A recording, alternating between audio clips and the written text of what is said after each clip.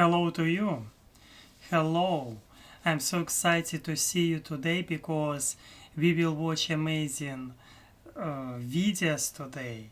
Today I will try to understand a little bit more about history of India. There will be two parts of video we will watch today. Every part of video will be 12 minutes and altogether like 30 minutes. And obviously, because I like to stop sometimes to have comments and to check sometimes information and or maybe to find something new. Obviously, this live stream will be for sure 2 hours even more, probably like this, maybe 2 hours. And this video will be like because so long. My advice for you to prepare coffee, tea, juice, beer, vodka if you're from Russia, and tequila if you're from Mexico. Of course, yes, I'm sure that as political future scientist, I need to know little bit about other countries. And hello already. Oh, we have already Thomas Lin. Hello, Thomas. I'm so excited to see you too. And yes, at this moment, I know some facts about India.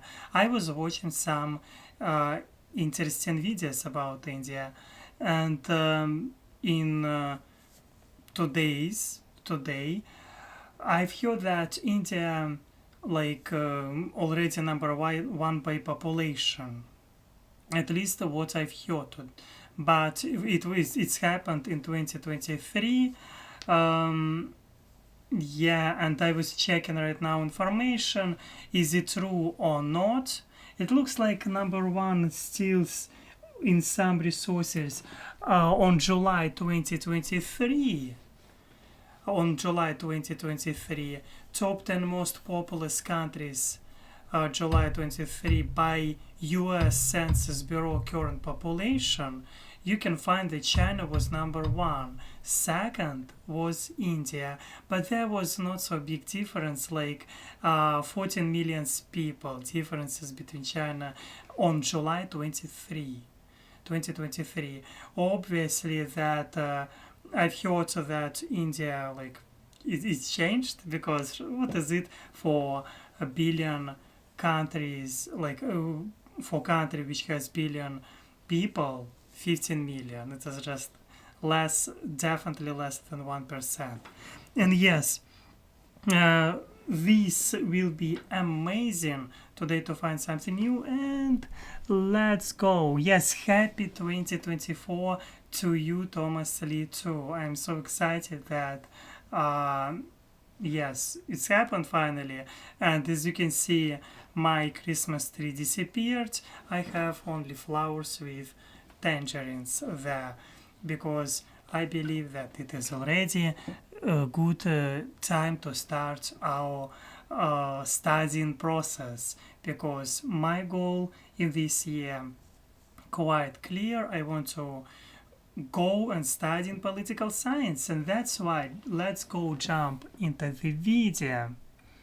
And oops, yes, so here I was watching, as you can see,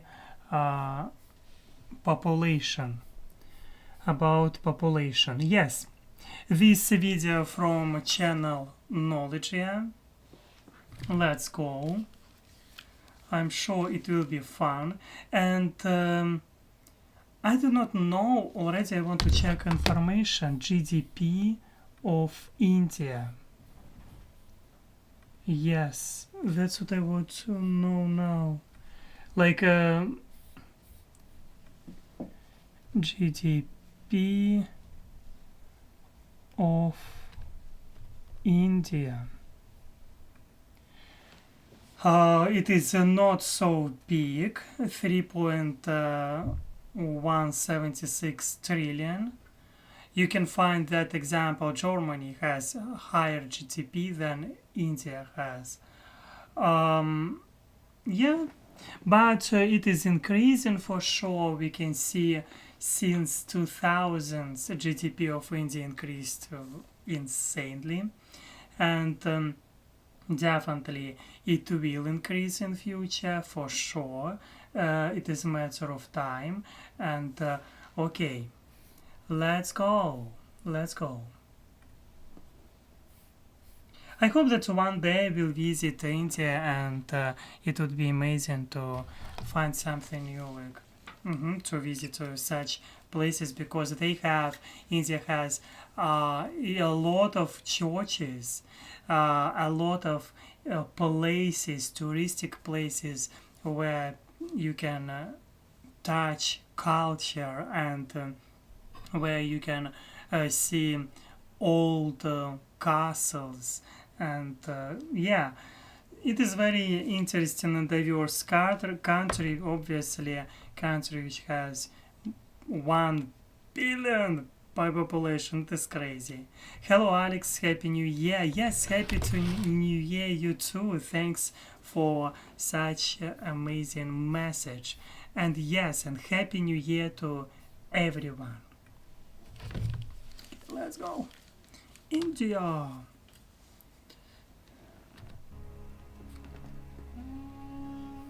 The history of India is filled with incredible stories of thriving civilizations, religions, and cultures. Dating all the way back to the Paleolithic age, India's civilization is one of the oldest that we know and has played a part on the world stage for centuries, and even still today. While it is impossible to truly capture all of India's history in one video, it still serves as a worthy topic to delve into. Evidence of cave paintings and stone tools have revealed. Yes, obviously we understand, and I'm glad that they said about this.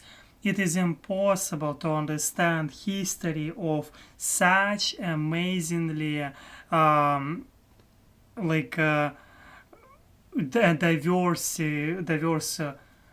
country like India for a couple hours, for 30 minutes. Just impossible. And I'm happy that they're trying to be objective about this. Reveal that the first signs of human activity in India can be traced back to somewhere between 400,000 and 200,000 BC. Details concerning the civilizations inhabiting the region back that long ago do not exist, but we do know that one of the first sophisticated societies to walk the lands of India was the Harappan people, who likely existed throughout the first few thousand years BC. It happened. Of course, advertising. We got the house! We did!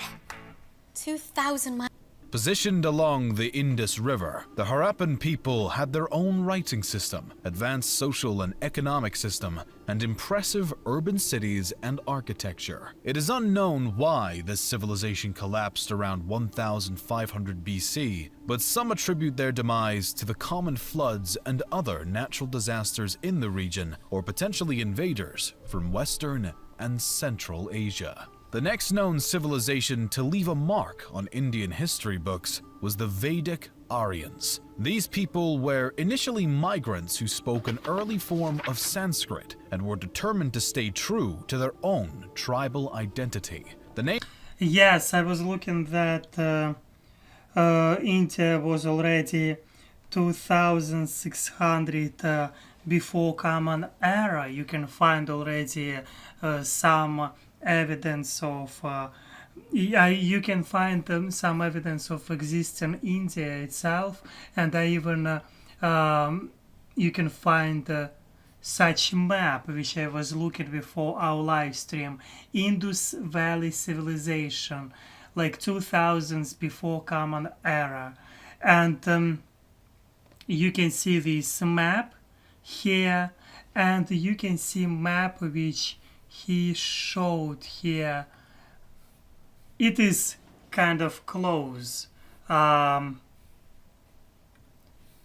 The name they've been given, the Vedic people, comes from 4 sacred texts, or Vedas, that have presented researchers with a glimpse into the civilization's lives and beliefs. These Vedas are often considered to be the oldest Hindu scripts, and the Vedic civilization is believed to have spread their culture across a large portion of India by roughly 1000 BC. With them, the Vedic Wow. Aryans brought their philosophical beliefs. These ideas represent a theory that happiness and salvation come from a person's morals and ethics, and one's path should be based upon their place in life, but should always be righteous and good. The Vedic Aryans also shared their societal system as they extended their reach. This system was made up originally of 3 tiers: Brahmin, or priest, Kshatriya, or warrior, and Kshatriya. Vaishya, or commoner. The Vaishya. Aryans continued to spread their tribal settlements across India throughout the following centuries as their own civilization grew and flourished in both culture and trade. A series of 16 individual settlements or states spanned across northern India, including the Gandhara, Kosala, Kuru, and the Magadha. The latter particularly flourished under the rule of Chandragupta Maurya.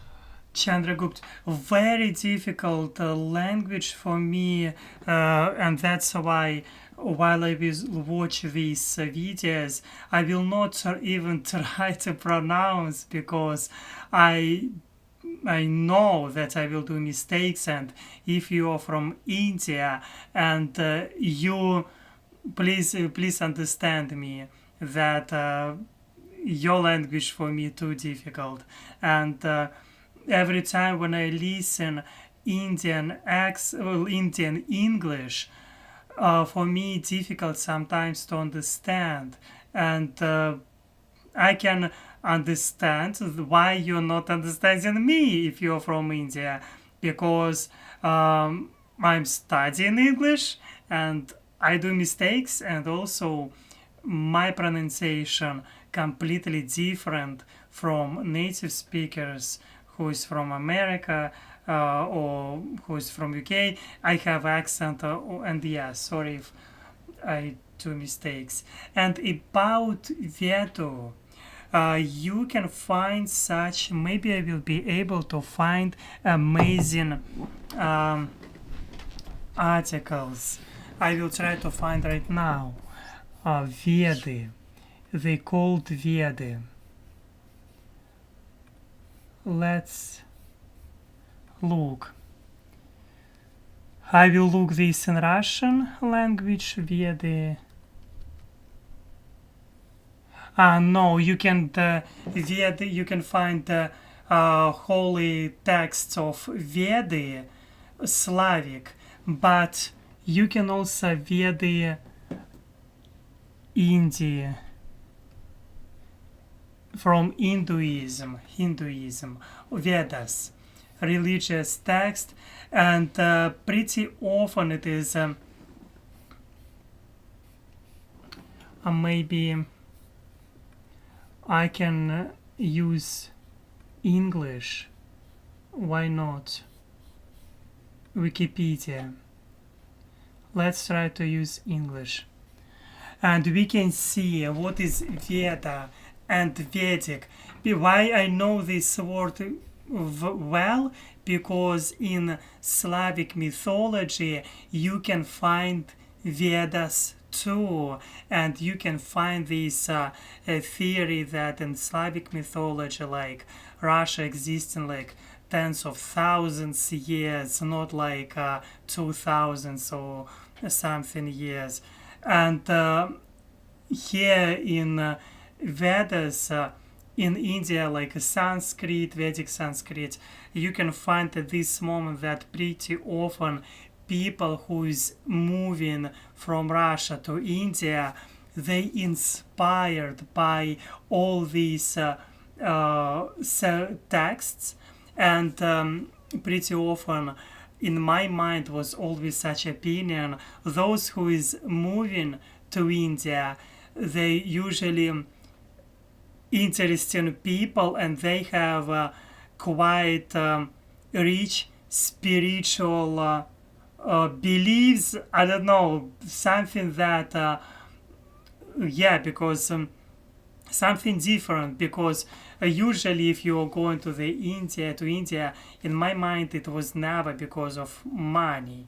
Usually it is because of history or something like Veda Sanskrit. Example, the Vedas, Veda Sanskrit, or also it means knowledge, are a large body of religious texts originating in ancient India, composed in Vedic Sanskrit.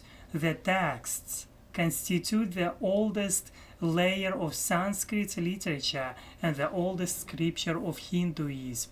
Of course, people pretty often complaining that Alex never use Wikipedia as a resource of information, but what can I do?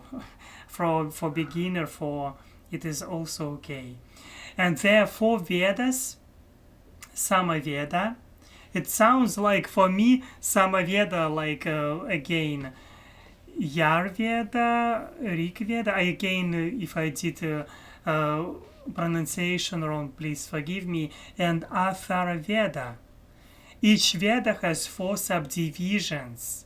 It means that they have 12 different subdivisions, and it is amazingly interesting information because based on what is beliefs you can find in India, a policy of country completely different, because I've heard many times that India is quite spiritual place or a religious place. You can find the biggest gathering of people during holy events.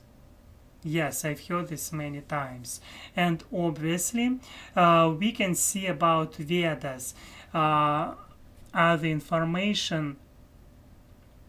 The Vedas have been orally transmitted. It means that people were talking from mouth to mouth, like it's from generation to generation, not using any text, but orally transmitted since the second millennium before Common Era, with the help of elaborate mnemonic technique. Yes, and here we can find the mantras. The oldest parts of the Vedas are recited in the modern age of the phonology. Yes, mantras, it is a big part of Vedas. Okay, and other thing which I wanted to tell you, that in Vladivostok you can find, because I was living in Vladivostok 10 years, you can find the amazing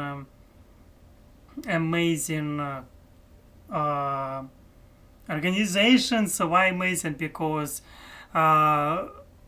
they quite, why have opinion that people from India are quite spiritual, because I won't probably show you some video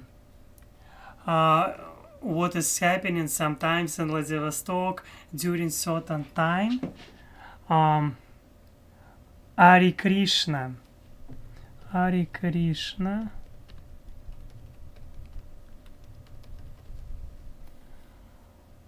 Vladivostok. Yes. You can see Hare Krishna. Rakhta Yatra. I want to show you this video. Do you know what's in your... Yes, I want to show you this video, and I want to explain you why I want to show you this video. Because, yes, I was studying in Vladivostok. I was receiving there a couple education, and every time when I was like, it was so often, my university in the center of Vladivostok was located, and it is located there, and I know the streets pretty well. And every time when I was walking around from lessons, just listening music, just meeting with friends, you can find there these amazing people, and they're walking hours doing circles on streets of Vladivostok and singing these mantras. And I know these mantras pretty well because I was hearing them for during years because I was studying there all these in Vladivostok years. And it was like amazing for me. It is Vladivostok, Russia. Yes.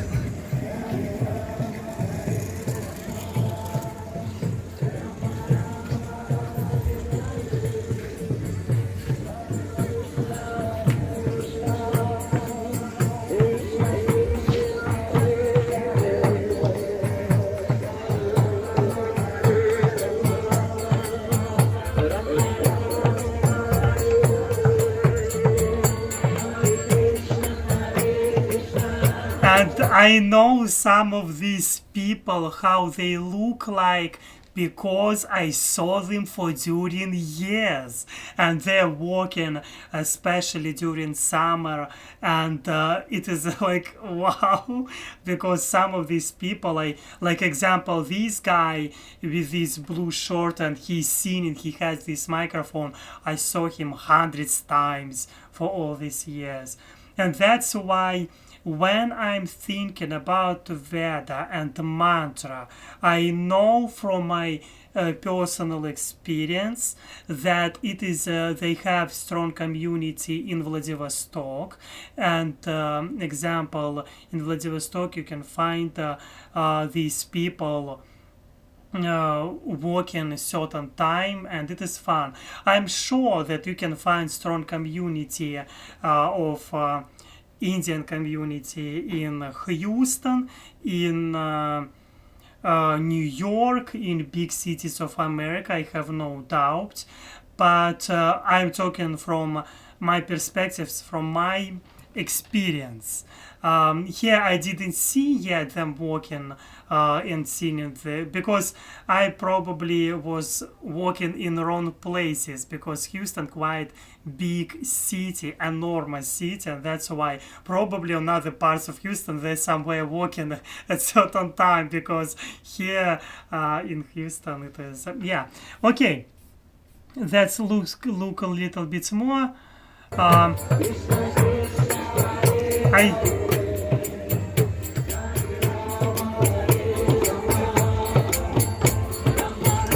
And you can see that they're holding this rope together, and it is maybe something about reincarnation. Okay, that was just a little bit different thing, just why India, in my opinion, diverse, interesting country, because also it is I have my memories from university when I was studying in Vladivostok. I saw this and I've heard these mantras pretty often. Okay, let's continue watching this history video part 1. During the 4th century BC as it began to expand, and its leader grew his own authority and worked to form the Mauryan Empire, which is believed to be the first Indian imperial power. The Mauryan Empire established its capital in Pataliputra, near modern-day Patna, and constructed extraordinary temples, libraries, palaces, and even a university. The empire's trade success was impressive, and it maintained a remarkable... Probably we will be able to find Mataliputra. Probably we will be able to find how looks this Mataliputra. How looks these buildings.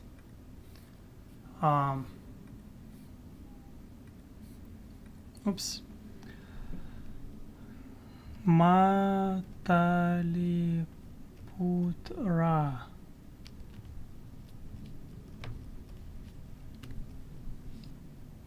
Pataliputra, sorry.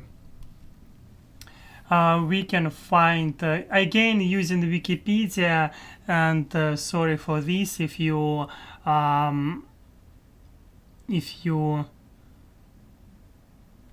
maybe we can find just in Google Images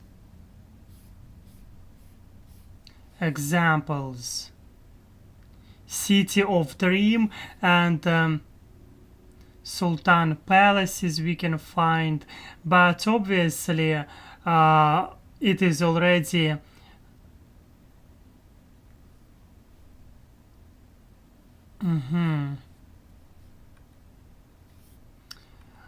I do not know did I find a correct castle or not, but I found what you can see what I found.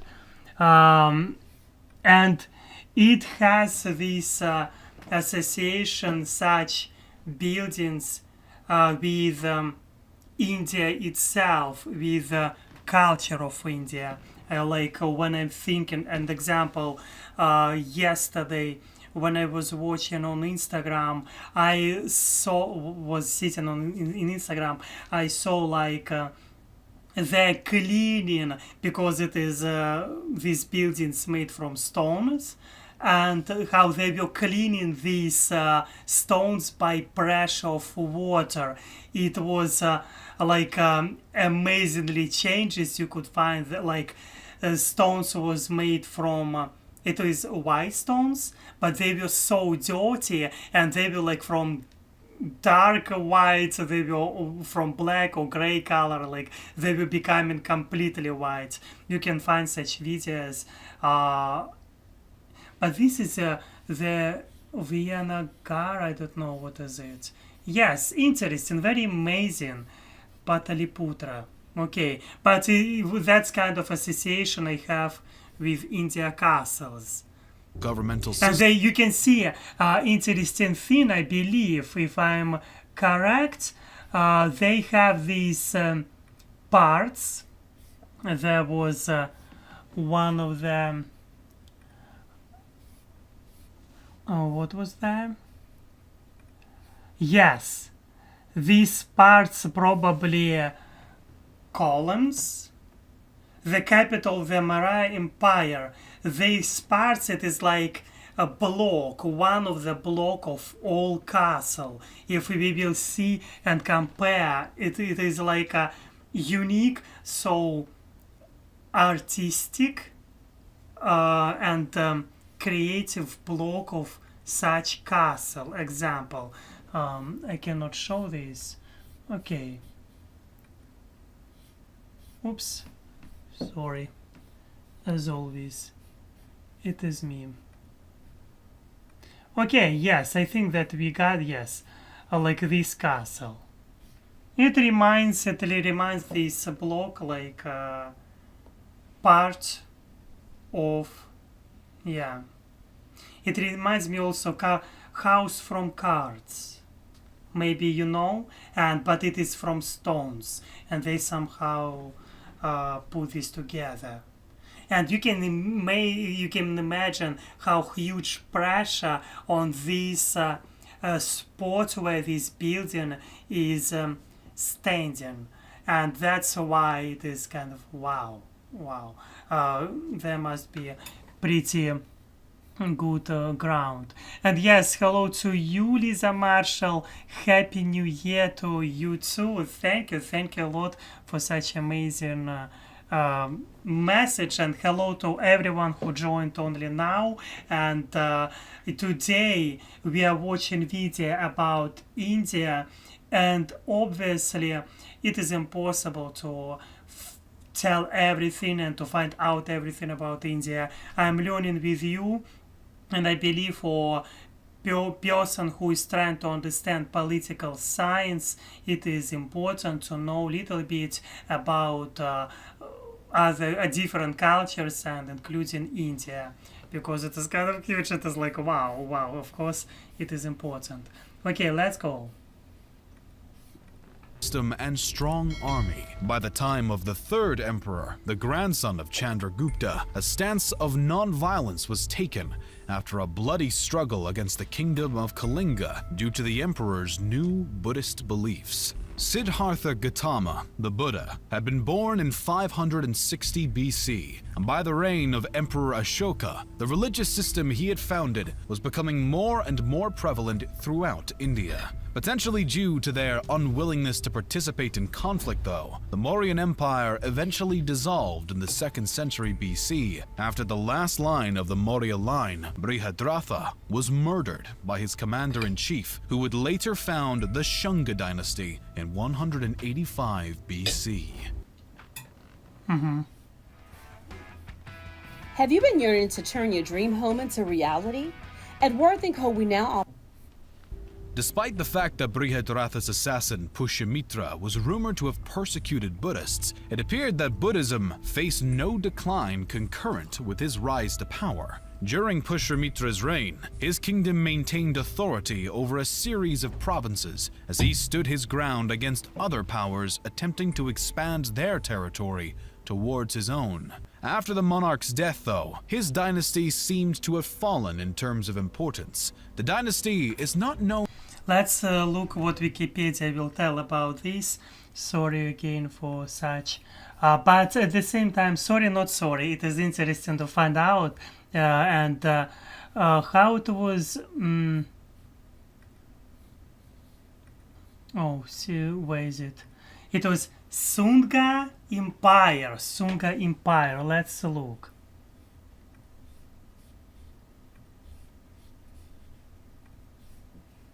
Sunga Empire. Oh, I'm using Russian. Yes, we can find this of was the 7th ruling dynasty of Mata.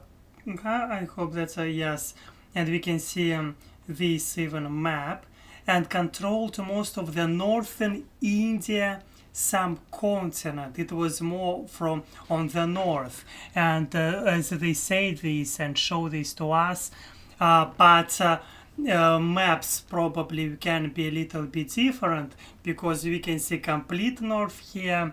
On Wikipedia you can find a little bit differences. I mean, main cities: Pataliputra, Vidisha, sorry for pronunciation, Bhojkata, and Mathura and Sagala. 1, 2, 3, 4, 5 cities we can see on Wikipedia. Again, obviously there will be you can common language Sanskrit, religion Hinduism, and it is type of regime. It is monarchy type of regime. Of course it is, because it is empire. Of course it is monarchy. Today parts of India, Bangladesh, Nepal and Pakistan, this territory where was this empire, we can find India, Bangladesh, Nepal and Pakistan, like 4 countries. And obviously, because of the common roots, I can imagine that it is culturally can be a little bit common. They can something common in culture for sure. It looks like this, because if we are talking about territory, which it sounds logical. And I want to know a little bit. The name Shanga, or maybe Shunga, has only been used for convenience to designate the historical polity now generally described as Shanga Empire, or the historical period known as the Shanga period, which follows the fall of the Maurya Empire. Yes, they did this, and I wanted to know how popular Buddhism is, because just it would be nice to know.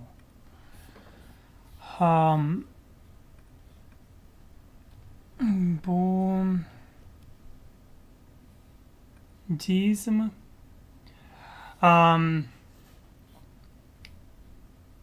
we can find the National Geographic Society website. Buddhism is one of the world's largest religions, originated 2,500 years ago in India. Buddhists believe that the human life is one of suffering and that meditation, spiritual and physical labor, a good behavior are the ways to achieve enlightenment or nirvana. Like they believe that a little bit sad. I mean, is one of suffering. I do not like suffering. I like comfort. I had enough.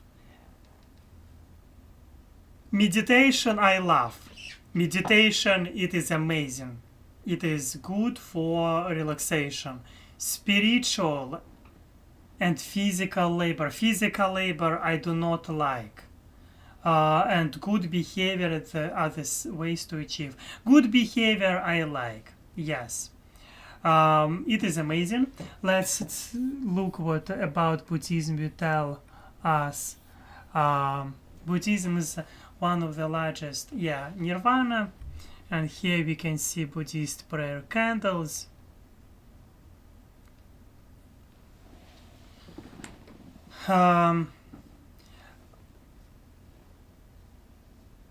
You can find, I want to make it bigger, probably it would be easier for you to look. There was a person which was born in Siddhartha Gautama. He was born on this present territory on border between Nepal and India, because we know there was empire, and before Common Era. Upon seeing people poor and dying, realized that human life is suffering. He renounced his wealth and spent time as a poor beggar. Oh gosh, meditating and traveling, but ultimately remaining unsatisfied, settling on something called the middle way. This idea, middle way, this idea meant that neither extreme asceticism nor extreme wealth was the path to enlightenment, but rather a way of life between the two extremes was. It is when you have balance, because you can find some classes in India which can be disrespected by other classes, because they have these in India like classes like in UK, yes, in UK you can find classes in society. In India you can find such classes too. And of course, to have balance and to have this opportunity to have balance, it is amazing. I mean, like when you he was rich. Again, he was rich. He could afford to be like to have style like this. Yeah, he was rich. The Buddha taught about 4 noble truths. The first truth is called suffering, dukkha, or maybe dukkha, which teaches that everyone in life is suffering some way. Because you can find some people who is rich but they still suffering. They can have depression despite that they're rich. Like, why? Why do you have depression? You can live normal life. I mean, like, you can live like, yes, I mean, you have everything. But you can find people who is rich and they have depression. Difficult for me to understand, to be honest, but you can find this. Okay, the second truth is origin of suffering, samadaya. I don't know pronunciation. This states that all suffering comes from desire. Suffer from desire. When you want something, example, you love someone probably, and then like, wow, yes, but you cannot have this. Like, no way, not today. Yes. Third, it is a truth, the cessation of suffering, niroda, and it says that it is possible to stop suffering and achieve enlightenment. The fourth truth, path to the cessation of suffering, magga, is about the middle way, which is the steps to achieve enlightenment. Okay, little bit difficult to understand. You can find main schools of Buddhism in Buddhism is common in China, Taiwan, Japan, and South Korea. And Buddhism common also, not common, but popular in Russia. Why? Because I'm from far east of Russia. It is like not a west part of Russia where you can find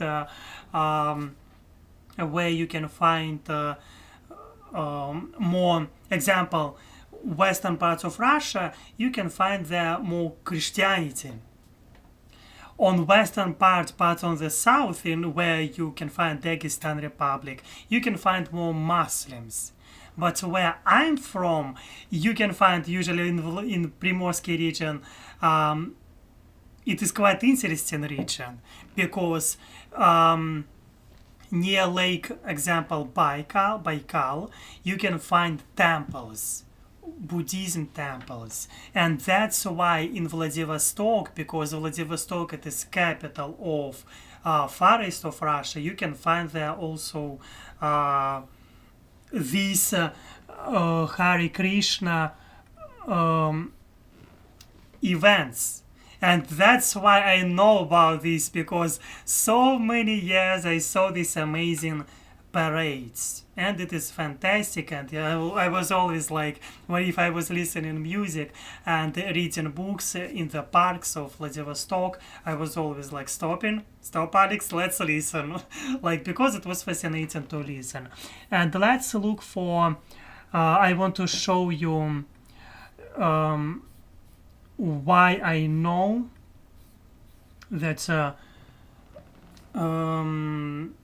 Buddhism temple in Buryatia.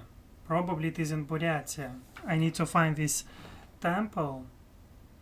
In which region of Russia it is? Buryatia, if I'm correct.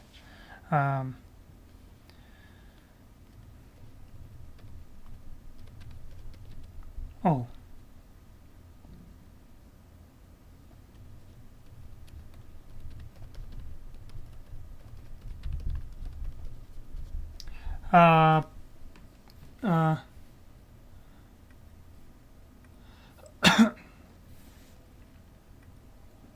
Buddhism of Diamond Way. You can find this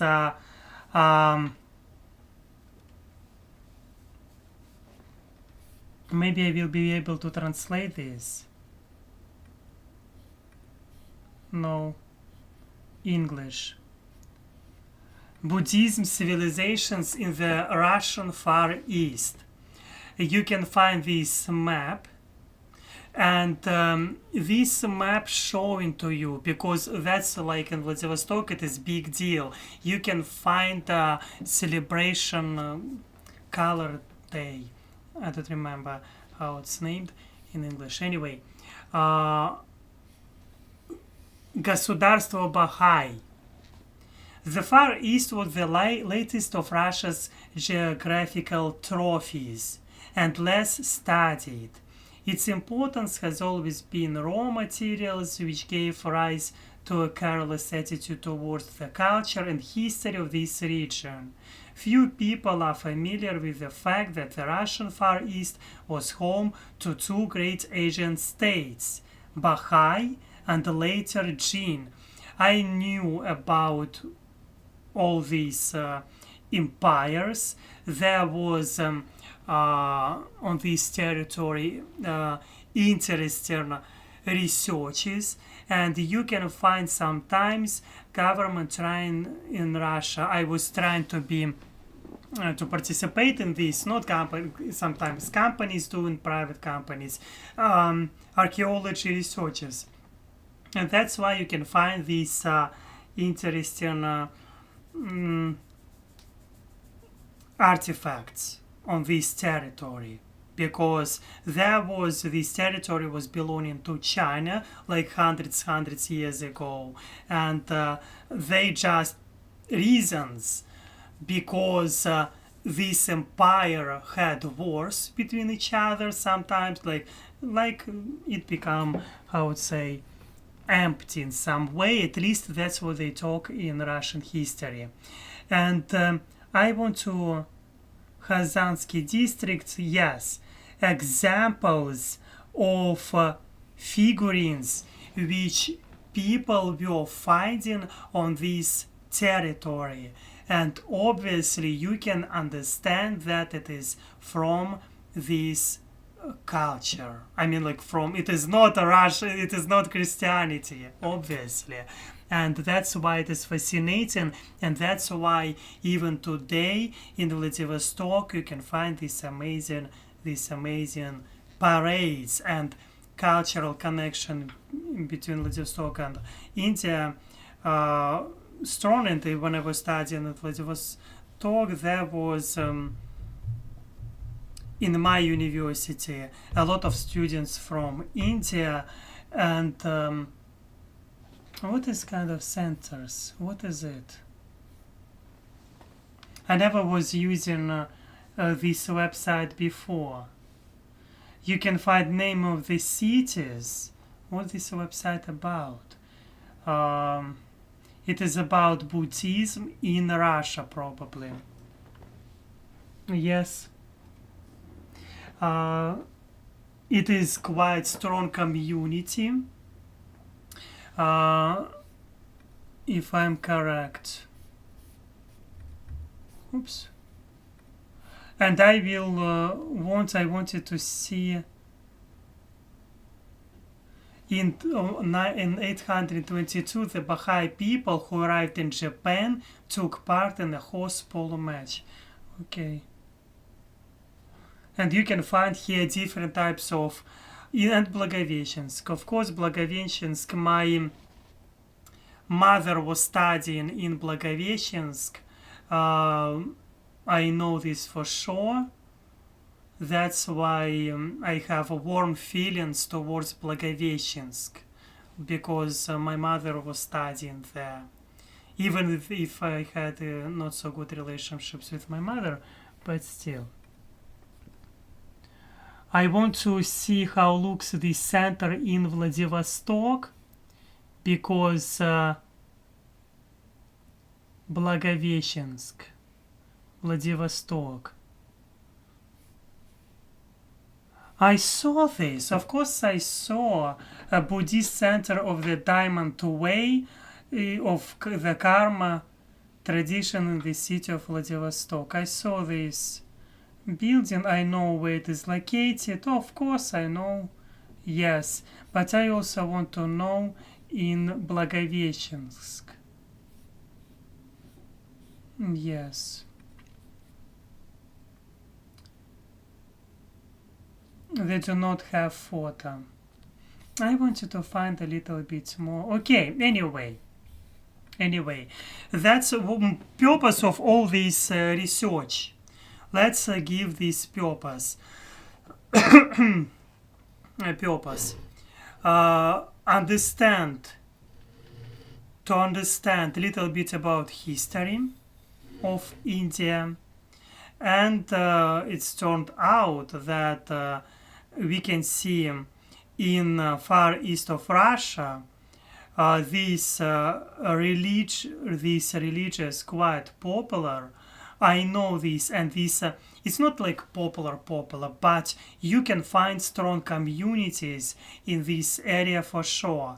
And historically, it's happened that you can find there was empires which had this Buddhism as a religion. And that's why it is interesting for me personally, because I'm from far east of Russia. That's why it is fascinating to know a little bit more about region where I was living so many years. Okay, we noticed this. We are good guys and girls, boys and girls. Yes, let's continue. It is fascinating, really fascinating. Known to have done anything notably relevant, and their control was short-lived. A variety of settlements and invading powers controlled India at this time, one being the Kushana kingdom, known for their significant trade involvement with Chinese, Persian, and Roman empires along the Silk Road. One Kushana ruler, Kanishka, in the 1st century AD, also converted to Buddhism and helps to further the religion throughout the region. In 75 AD, the Kushana kingdom marked a new era, the Shaka era.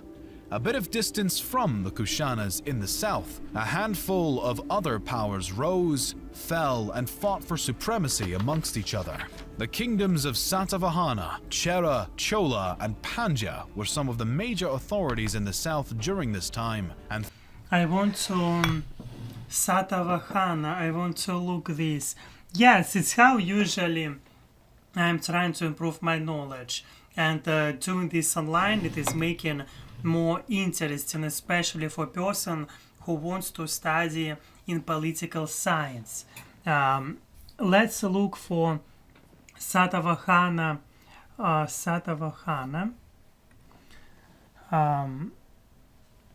Satavahana dynasty. Again, we will use. Let's use little, not Wikipedia, but another. Something different. Britannica. Something different website.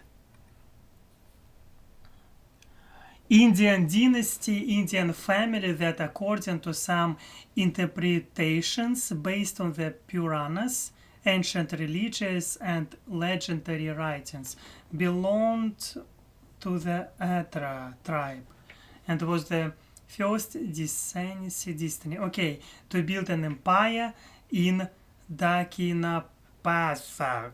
Gosh, all mistakes which is possible to do, I did today. And thanks, Alex, for your, how to say, lack of knowledge. Anyway,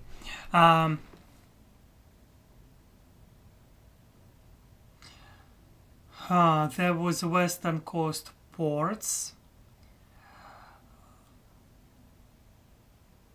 and it was giving them in the Roman trade. They were trading with Roman Empire, if I'm correct. And the close territorial proximity with the Western Kshatrapas resulted in an almost uninterrupted series of wars between the two Indian kingdoms. That's why, because they had ports, navies were attacking each other like we are people, why do not do wars? It is crazy, of course, why people cannot live peacefully. And we know from history of India that India was not always together.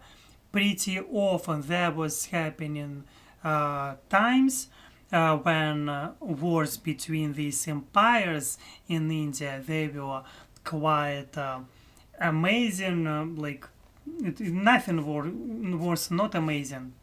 I'm taking my words back, but because of these territory disputes in India, there was sometimes wars. That's what I wanted to tell you. Okay. Good to know. Yes, maybe in future I will read this little bit more closely. through the classical age. The Gupta Empire became the face of northern... Sorry, I see your message. Hello, Alex and everyone.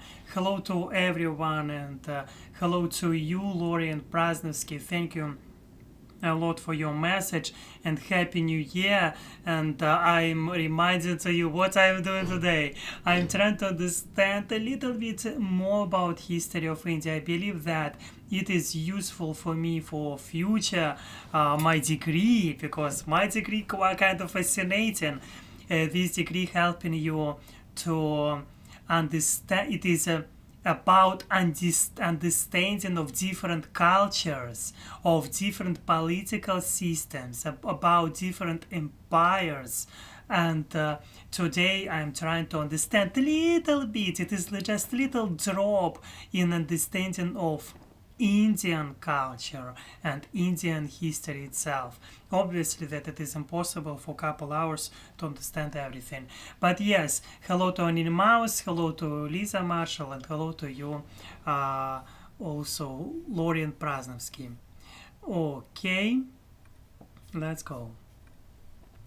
India during the classical age, and the majority of the region was united under their authority during what is often described as northern India's golden age. The reign of the Gupta Empire is regarded as a time of law and order as well as cultural flourishing. The rulers of the empire were no strangers to military expedition, but aims to expand their territory through peaceful means, such as martial alliances, no less than through military action.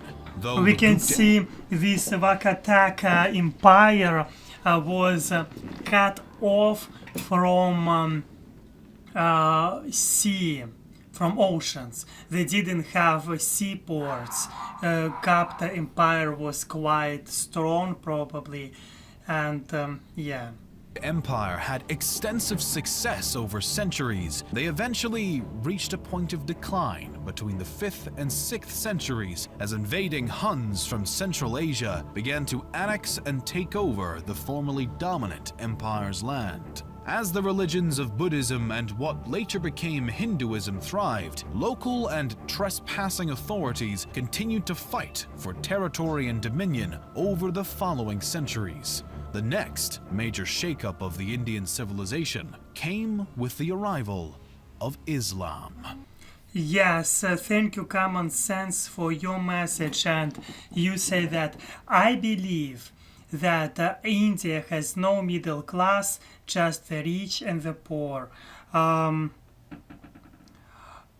I have no beliefs because I do not know about this, about India, about this. I know they have these classes, and I hope that today we will talk about this a little bit more, because it is interesting. It is interesting. Do they have middle class or not? It is good question. Let's look a little bit. Maybe why not to look? India, do they have,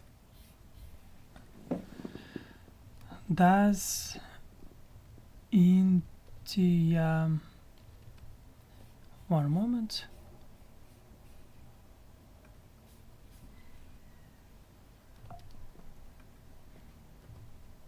have middle class or not?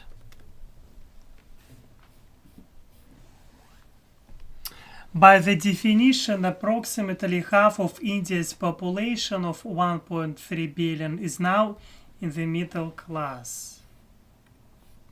The fastest growth is in the lower middle classes, who spend between $4 and $6 per day.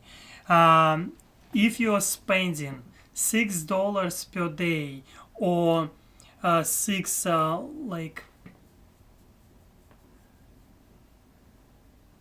$200 per month, your middle class in India. Gosh. The opening of India's economy in 91 has resulted in private sector career opportunity. Okay. Um,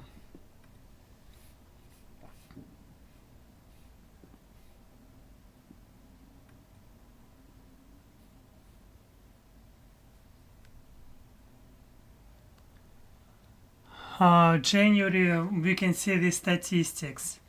India's household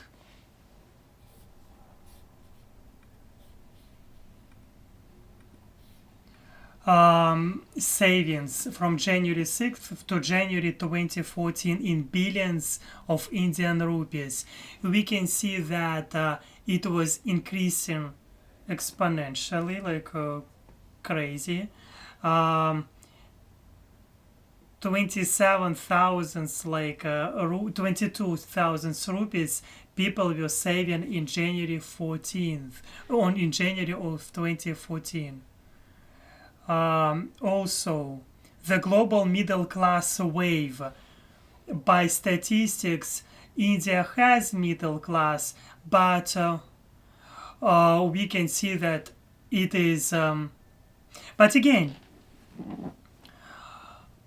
we need to understand. Okay, we need to understand that if $200 in India, or average salary in India, let's look. Average salary in India. Average salary in India. Let's look in dollars. We can see per month it is like equal to $387. $387.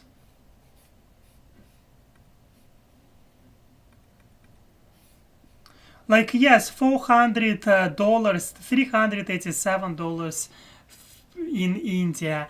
Minimum wages. And yes, when we were talking about the middle class, I like if you're spending, it looks like if you have $400 per month, or maybe they already look at you like on middle class.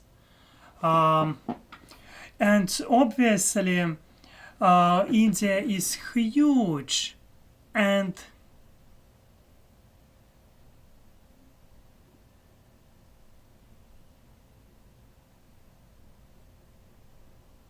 average salary in India.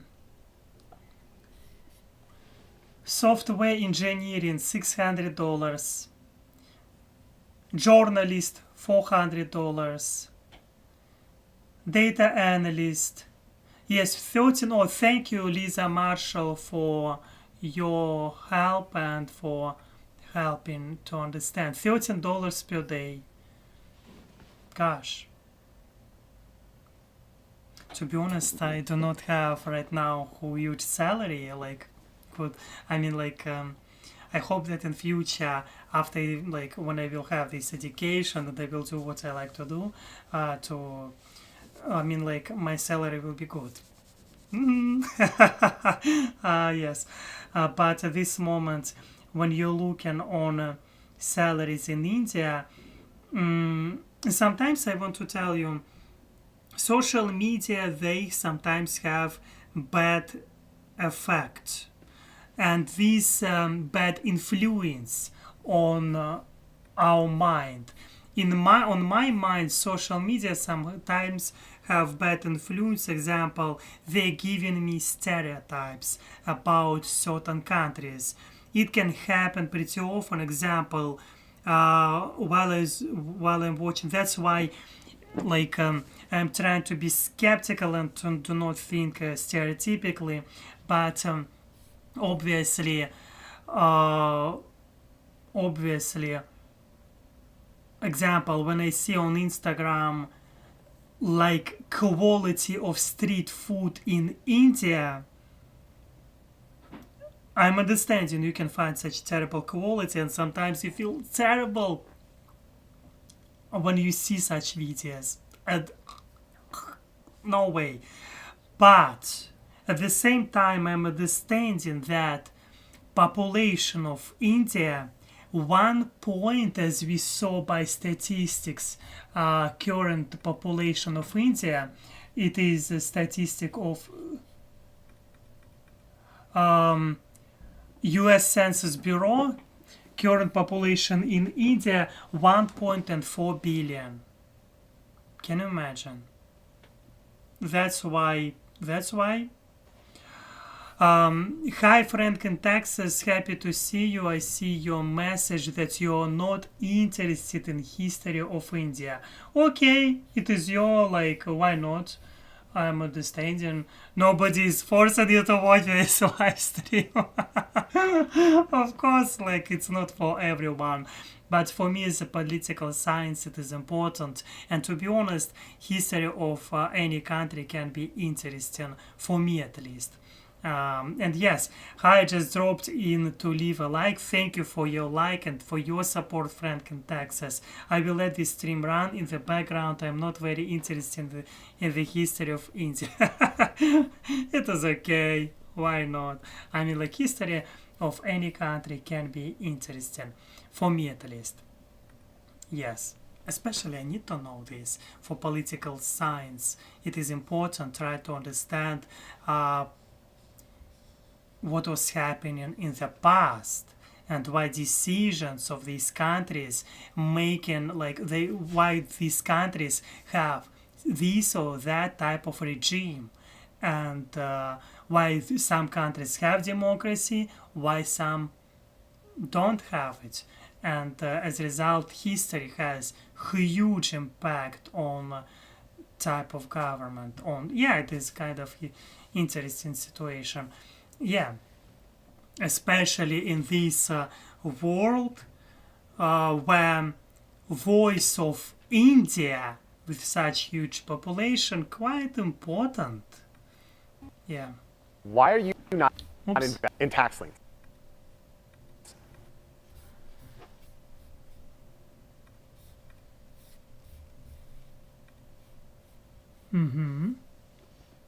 Something is happening with my internet as always. Okay. Muslim invaders began to send missions to India the century after the death of the Prophet Muhammad. A series of Muslim sultans began to lead expeditions into India, claiming places such as Sindh, Multan, and Somnath. These incursions brought the defeat of native kingdoms and the destruction of Hindu temples along the way. The Rajputs stood as one of the most determined defenders against Sultan invaders, but they were ultimately defeated in 1192 by Muhammad Ghori and his forces. As Islam began to work its way into India, other previously principal religions, such as Buddhism, began to decline. By the start of the 13th century, the era of the Delhi Sultanate dominion arose. The first dynasty within the Delhi Sultanate was founded by Qutb-ud-Din Aibak. The slave dynasty controlled the Sultanate until around 1290, when the Khilji dynasty took over, first by the hand of Jahal-ud-Din Khilji. His family held the throne for less than a century, as the Tughlaq dynasty was next to seize power in 1320. The Tughlaq dynasty technically retained power until 1412, but matters were complicated by the incursion led by Timur in 1398 into Delhi. As the Tughlaq dynasty weakened, the Sayyid dynasty replaced them, starting in 1414. The Sayyids lasted for roughly 37 years, but the last ruler's reign was stained by rebellion and discord as the dynasty fell from grace. Yet another dynastic authority took the open throne, this time being the Lodi dynasty. The new dynasty lasted until the death of the then current ruler, Ibrahim Khan Lodi, who was killed in battle at Panipat by the army of Kabul's leader Babur in 1526. Ibrahim's death brought about the final end of the Delhi Sultanate as a whole. Now free of competition from the Lodi dynasty, Babur established the Mughal dynasty, which would end up becoming one of the greatest throughout history. The original Turkic-Mongol imperial power ruled a vast majority of India for over 2 centuries and brought about significant cultural growth and architectural achievements, including the Great Taj Mahal. Despite their immense success, the Mughal Empire began its decline around the start of the 18th century, as revolt after revolt began to shake the foundations of the widespread power, alongside threats from the Marathas and the British. What I see from this video, I'm understanding any empire will have end. And history of India helping to understand that sooner or later any empire will have revolutions, something like this, because they had plenty of them. Like, because it is country with a history of thousands years for sure.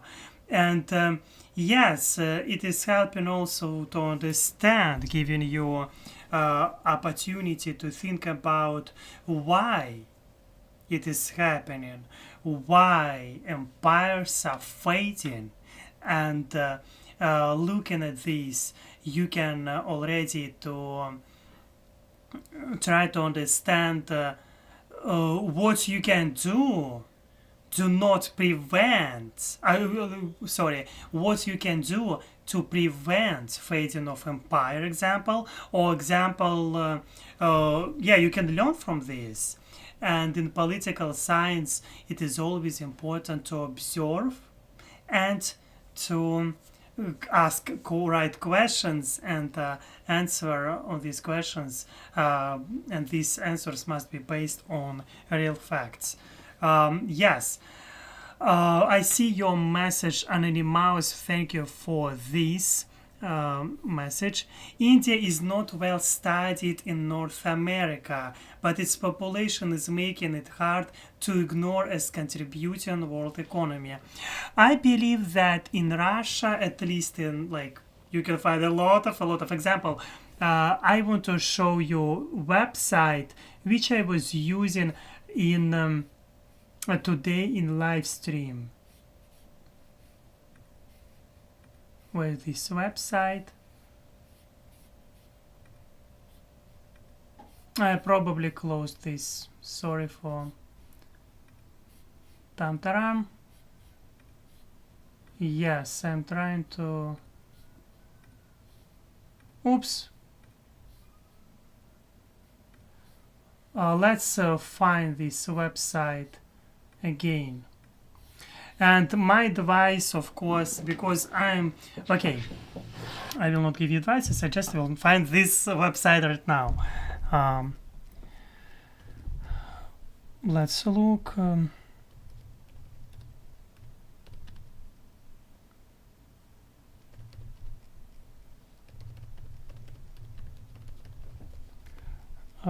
okay, I was using this website, and you can successfully translate this website into English language. If you want to understand a little bit better about Buddhism in Russia and how huge impact of where is it?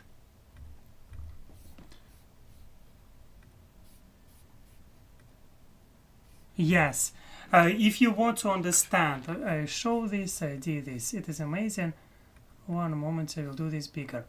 Okay, if you want to understand a little bit better about Buddhism in Russia, you can find this website and type this, if you know Russian, Buddhism Almazного пути, or and you can find how many centers has Buddhists, like these centers. I mean, like how in which cities you can find these centers.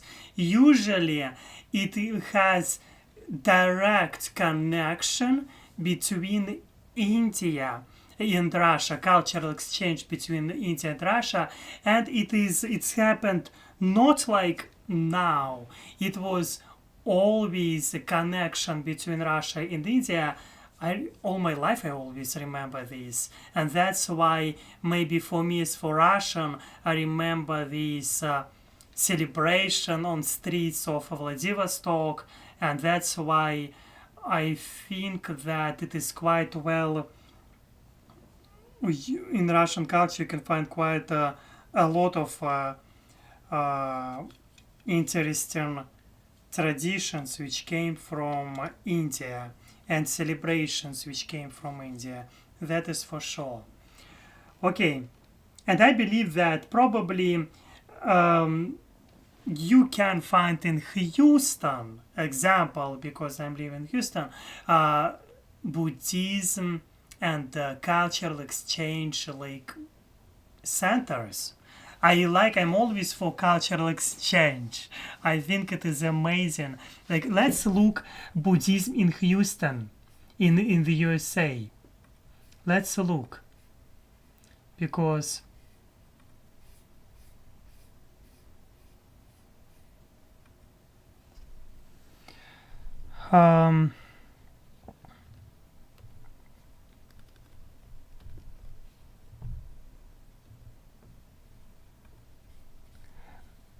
in America, I'm sure that you can find this in America websites. Example, American Buddhists come from many national origins and ethnicities. In 2012, UT San Diego estimated US participations at 1.2 million people, of whom 40% are living in Southern California. In terms of percentage, Hawaii has the most Buddhist centers. Center in Houston.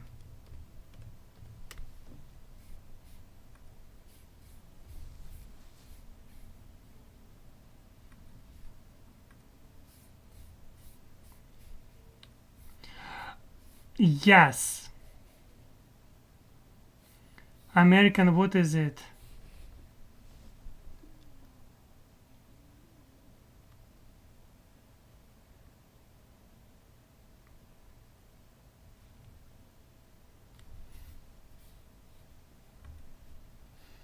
You can find Buddhism history. Buddhism has demonstrated great adaptability. Buddhism has spread to various environments in a rational and peaceful manner, promoting the wisdom of human beings and improving. That's what the Texas Buddhist Association you can find. Texas Buddhist Association, and obvious, but it is Chinese. It is this one is Chinese. I was thinking that, yes, as we were talking before, you can find it is like Buddhism widespread in different countries, including China. But I was hoping Buddha temple. But I was hoping about Indian community. But yes, the main idea, what I wanted to tell you, that obviously I see this, that Buddhism you can find in North America too, what you found today. Second, I believe if you can find cultural like Buddhist centers, temples, and there you can find in America for sure, that means that it is well known in North America too. I mean, like, come on, if you can find these websites, obviously you can find addresses, you can find buildings where people gathering, studying something about Buddhism, and maybe they have some kind of religion meaning behind that meetings, or maybe his like other meanings. But the main idea, I believe that it is well studied. Anonymous, I'm sure that it is well studied. I was so long trying to answer on your message. I'm sure that it is well known and studied in North America for sure. Like, don't worry about this.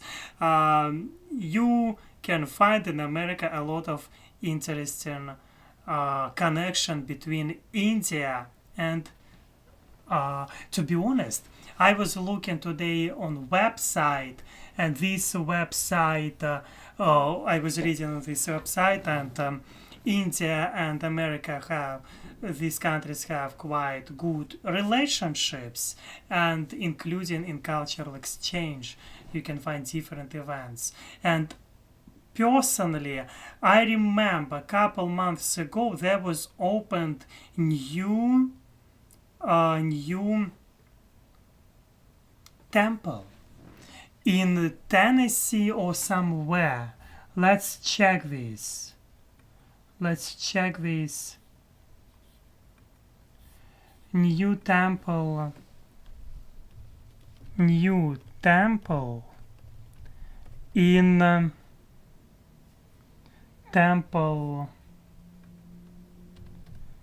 Bud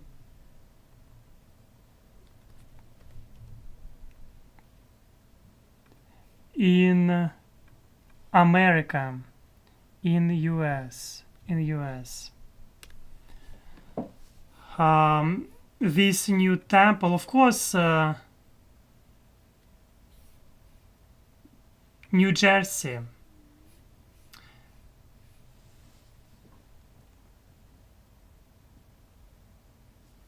New Jersey, you can see this temple. Maybe we will be able to watch video on YouTube. Let's look.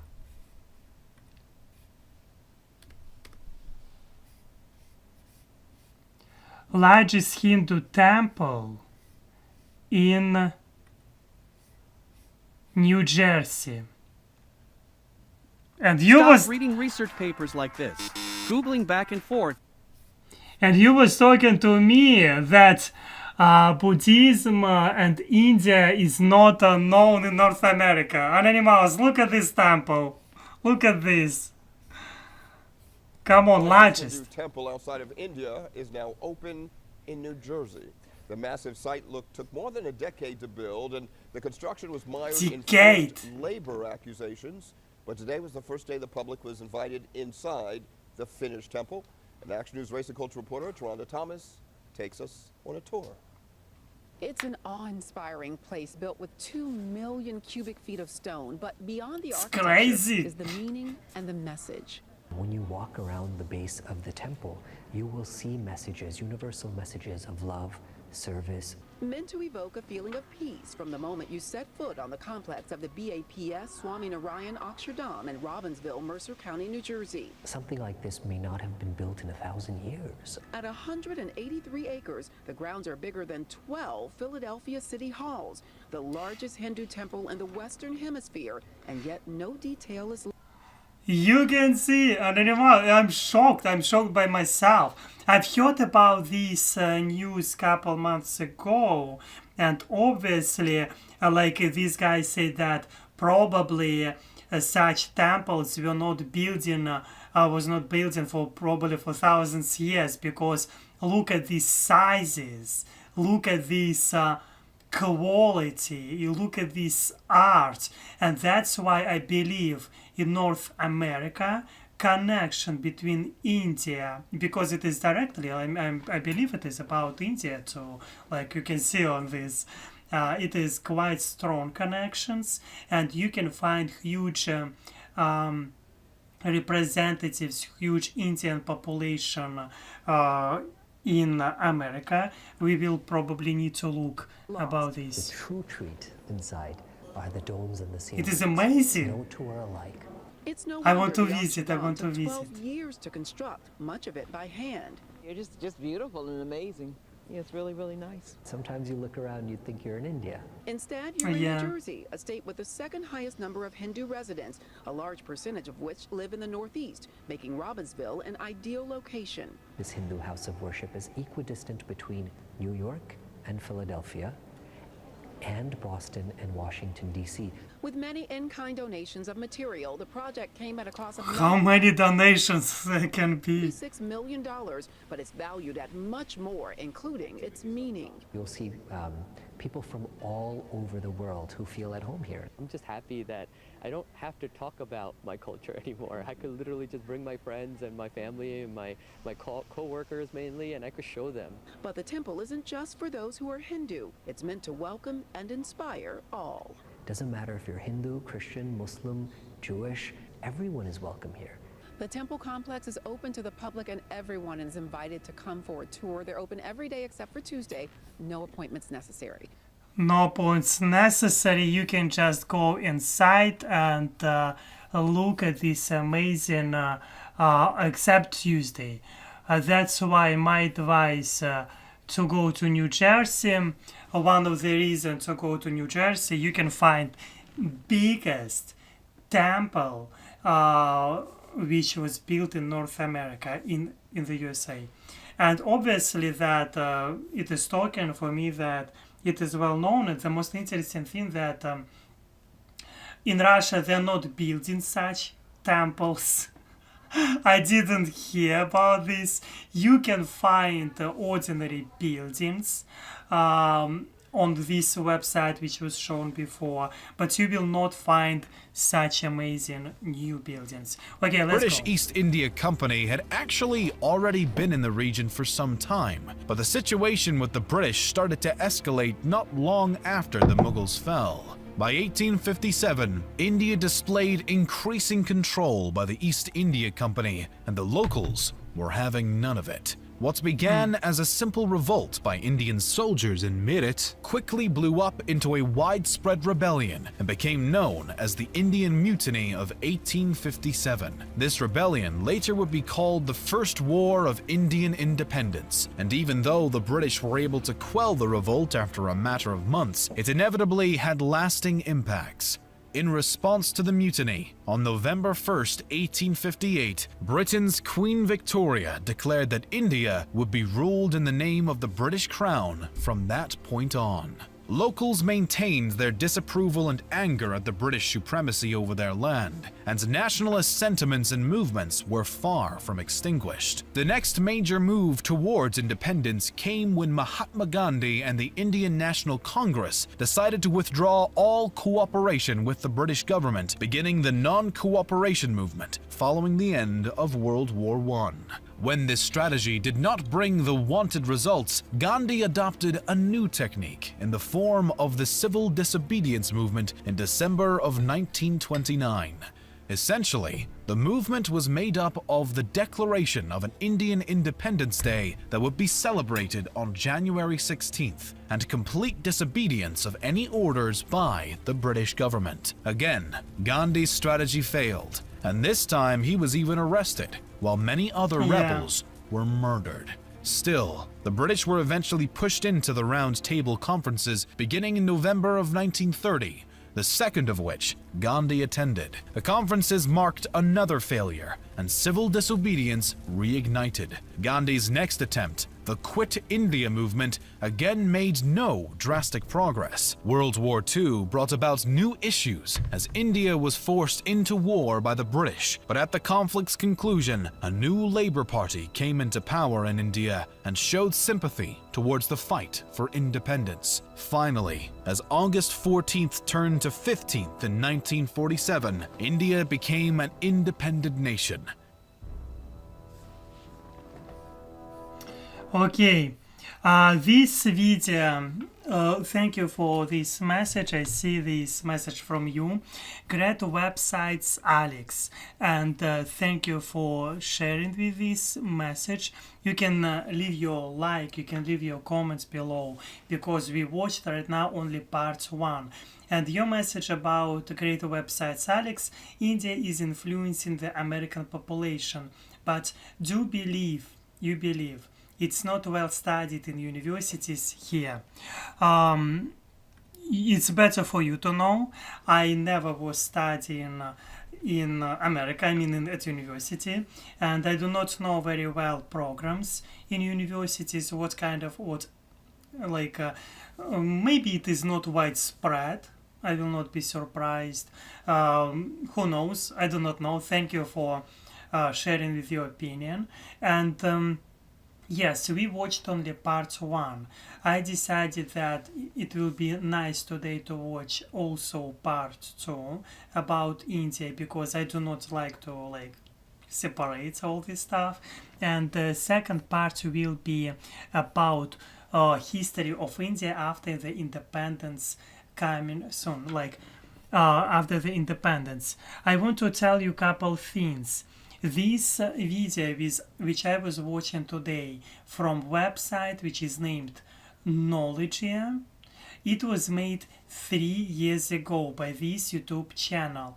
What my advice for myself and for everyone, do not to look at this, observe and do not took this everything personally, because I believe some things can be made from perspective from one side, or maybe generally probably I'm not historical expert. I want to tell a secret, but who knows, maybe there was made some mistakes, but for me personally it was amazingly interesting to watch. And yes, the history of India in 14 minutes part 2, it was made video 2 years ago from same channel Knowledgia.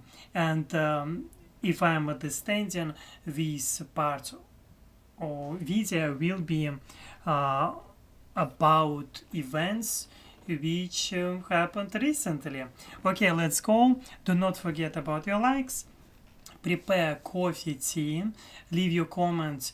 Maybe you visited India before, and in future we will watch lectures about type of government of India, and I want to watch video about elections in India, because I know they have some type of parties, political parties in India, which are working for certain areas. I mean, they working specifically for these areas. That's kind of interesting situation. I mean, at least I've heard about this, and that's why in future it will be interesting to look about this too. And yes, history of India, amazingly to know, interesting to know. And we stopped on moment when India became independent. Okay, he's from stopped to be colony of UK. Let's go.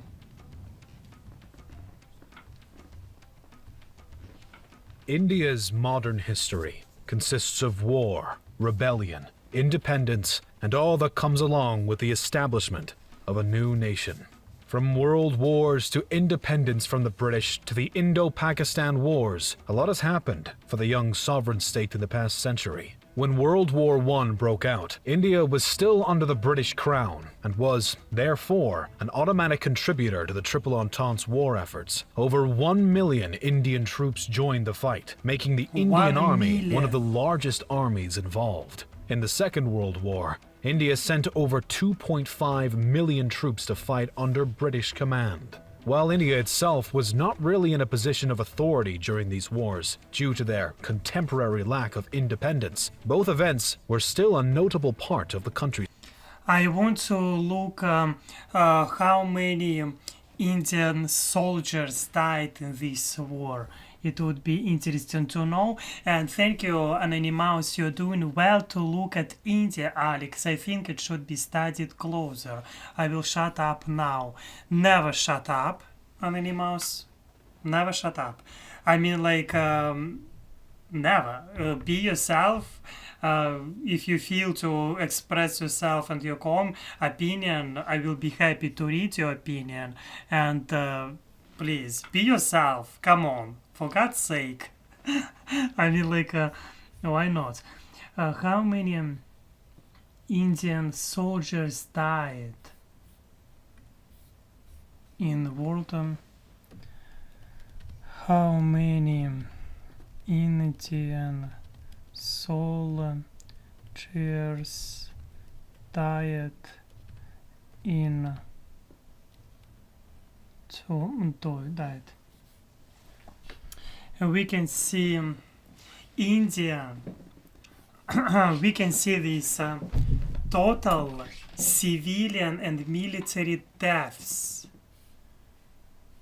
from 1,500,000. Oh, anyway, like estimates like 2 million people together, total civilian and military deaths. For sure they have, it is like 87,000. It is for sure military deaths. We can see the national research starters, worldwide deaths in World War II. Can you, so many people, just, it is terrible. It is terrible. In China, you can see 20 million deaths. 20 millions. And here will be obviously USSR, quite away is USSR. Estonia, French, Greece, India, we can see this. Lithuania, New Zealand, Soviet Union, 24 million deaths. 24. I've heard also like in the in the United States, 418,500. Yeah, 419,000 million deaths.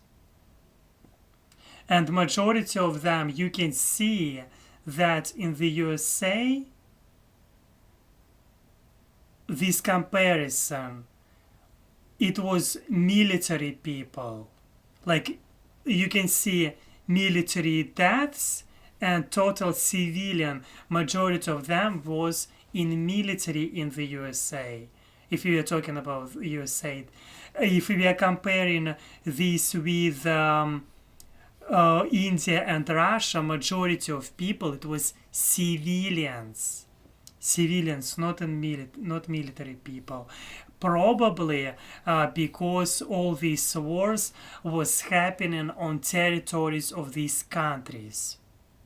I believe this is a reason why, where is it? Why so many deaths. I want to make this bigger for you. Maybe you will be able to see this better. Yes. I will scroll this down. You can see every country. And example, Czechoslovakia, 25,000 military deaths, but 345 total with civilians. Yes, it is because obviously that these wars were on territory of these countries. I believe so. It looks like logical. In Korea, they do not have data.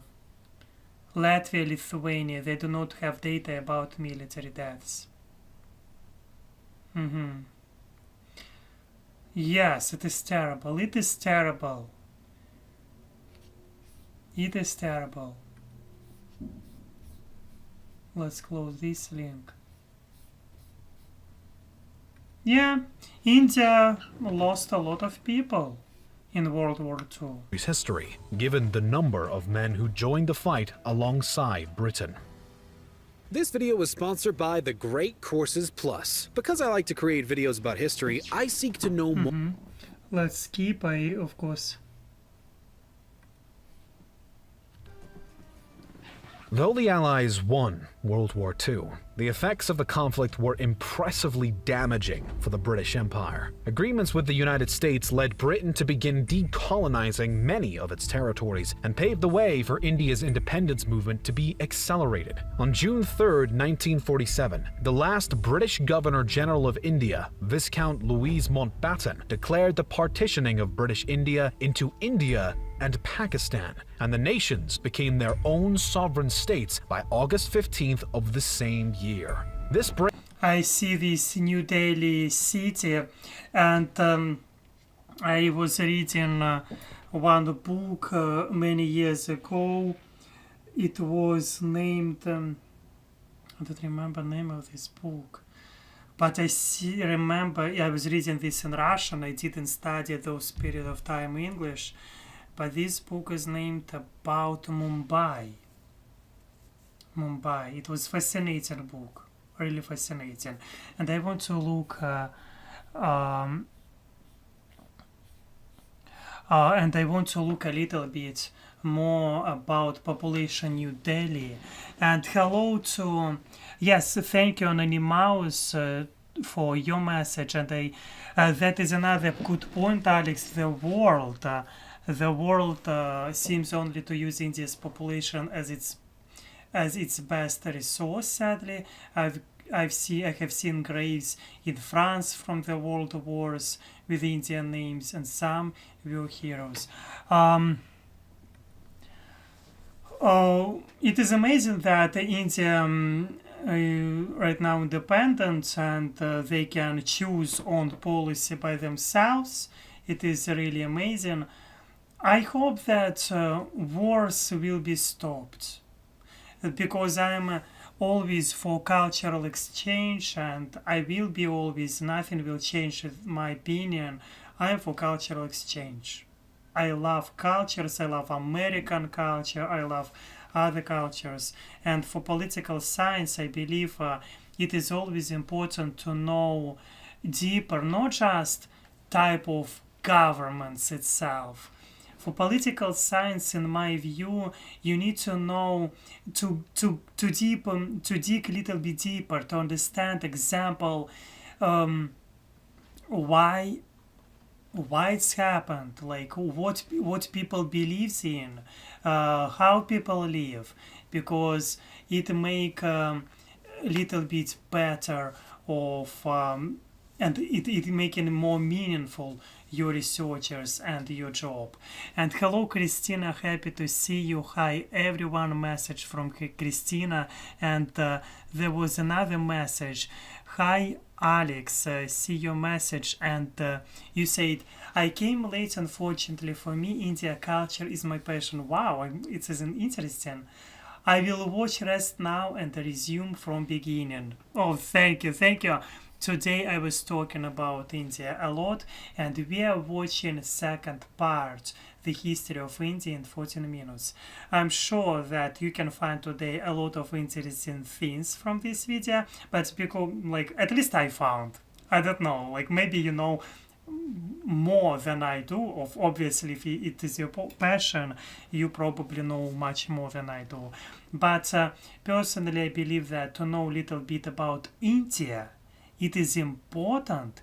Obviously, you will not know everything, but because India has such huge population, and India, because only by population is like 1.4 billions of people, as political scientist, I must know. I have no choice here. And also, it's happened that India has great culture.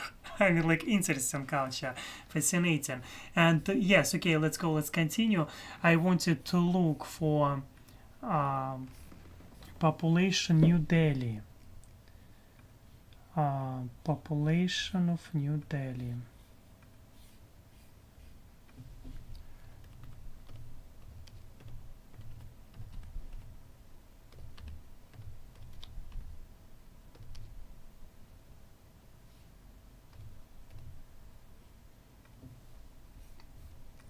Delhi. Gosh?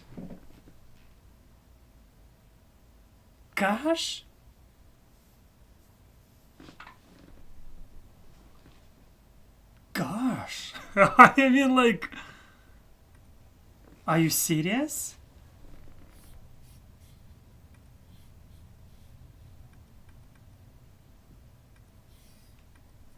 Let's look on this big screen. Current population, the current metro area population of Delhi in 2024 is 33,800,000 thousands people. And here we can see statistics. Population, we can see historical population, it was increasing. One moment. Example, in 1951, population of New Delhi was 1,461,000. But we can see that since 80s, population of New Delhi was increasing exponentially.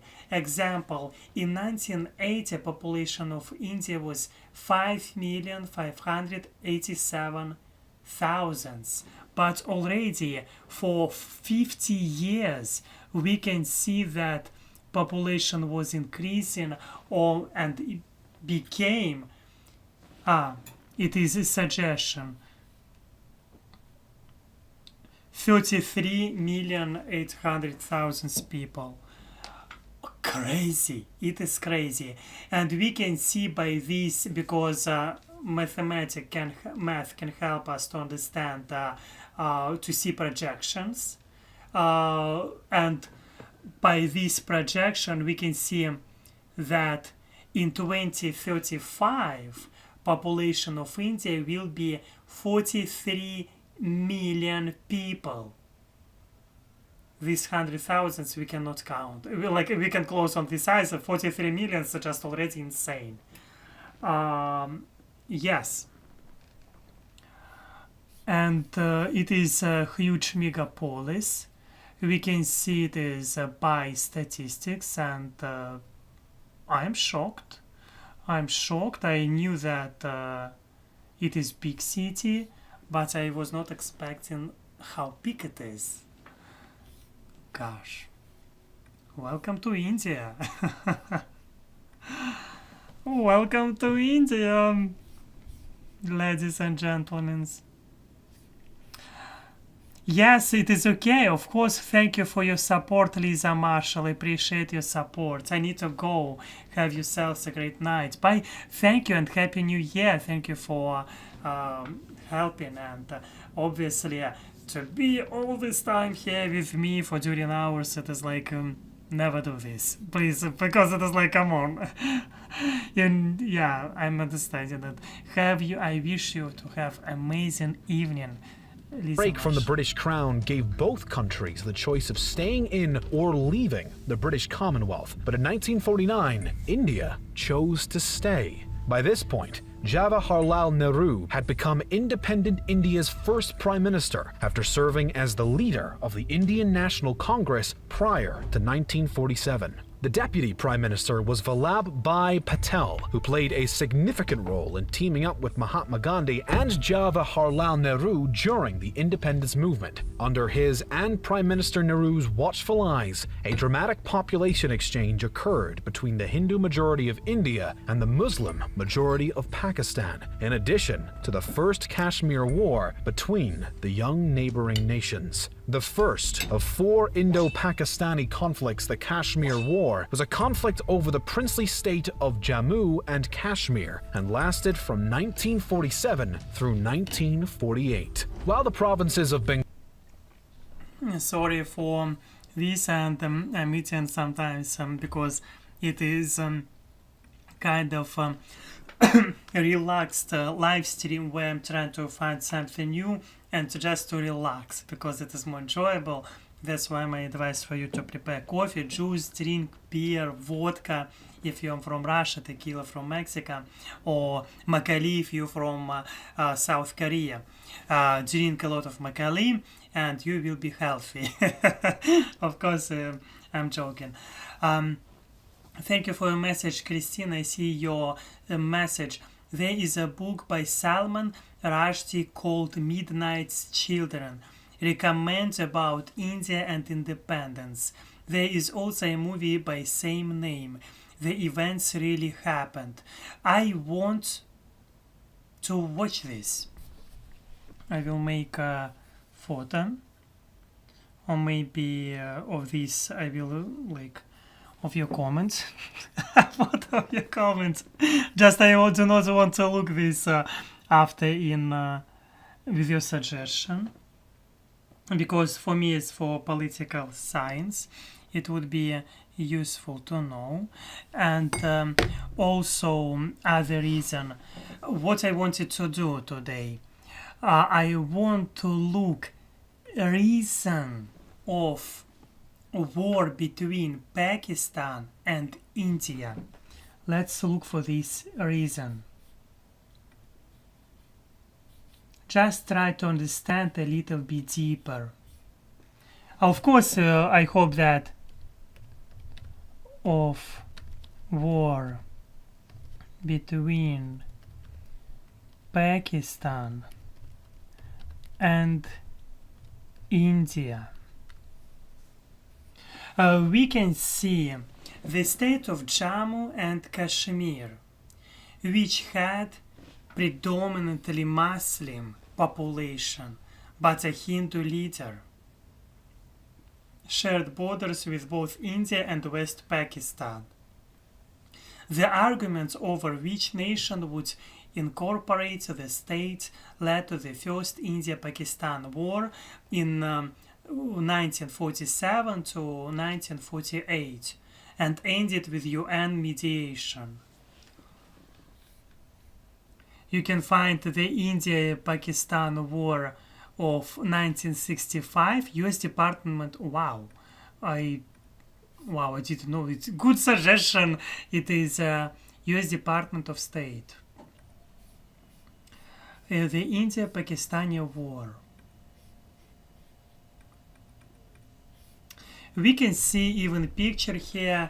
The 1965 war between India and Pakistan was the second conflict between the two countries over the status of the state of Jammu and Kashmir. The clash did not resolve this dispute, but it did engage the United States and the Soviet Union in ways that would have important implications for subsequent superpower involvement in the region. We can see that in this conflict was involved superpowers of those time. It was Soviet Union and United States of America. A patrol walks in the Hyper Pass sector of a Kashmir region. We can see this patrol. I want to read. I will not read everything. Just these colored words. The state of Jammu and Kashmir, which had a predominantly Muslim population but a Hindu leader, shared borders with both India and West Pakistan. I've read this before, and obviously superpowers of those region were involved. Why? I'm not surprised. I mean, like, because they're superpowers. Okay, let's go.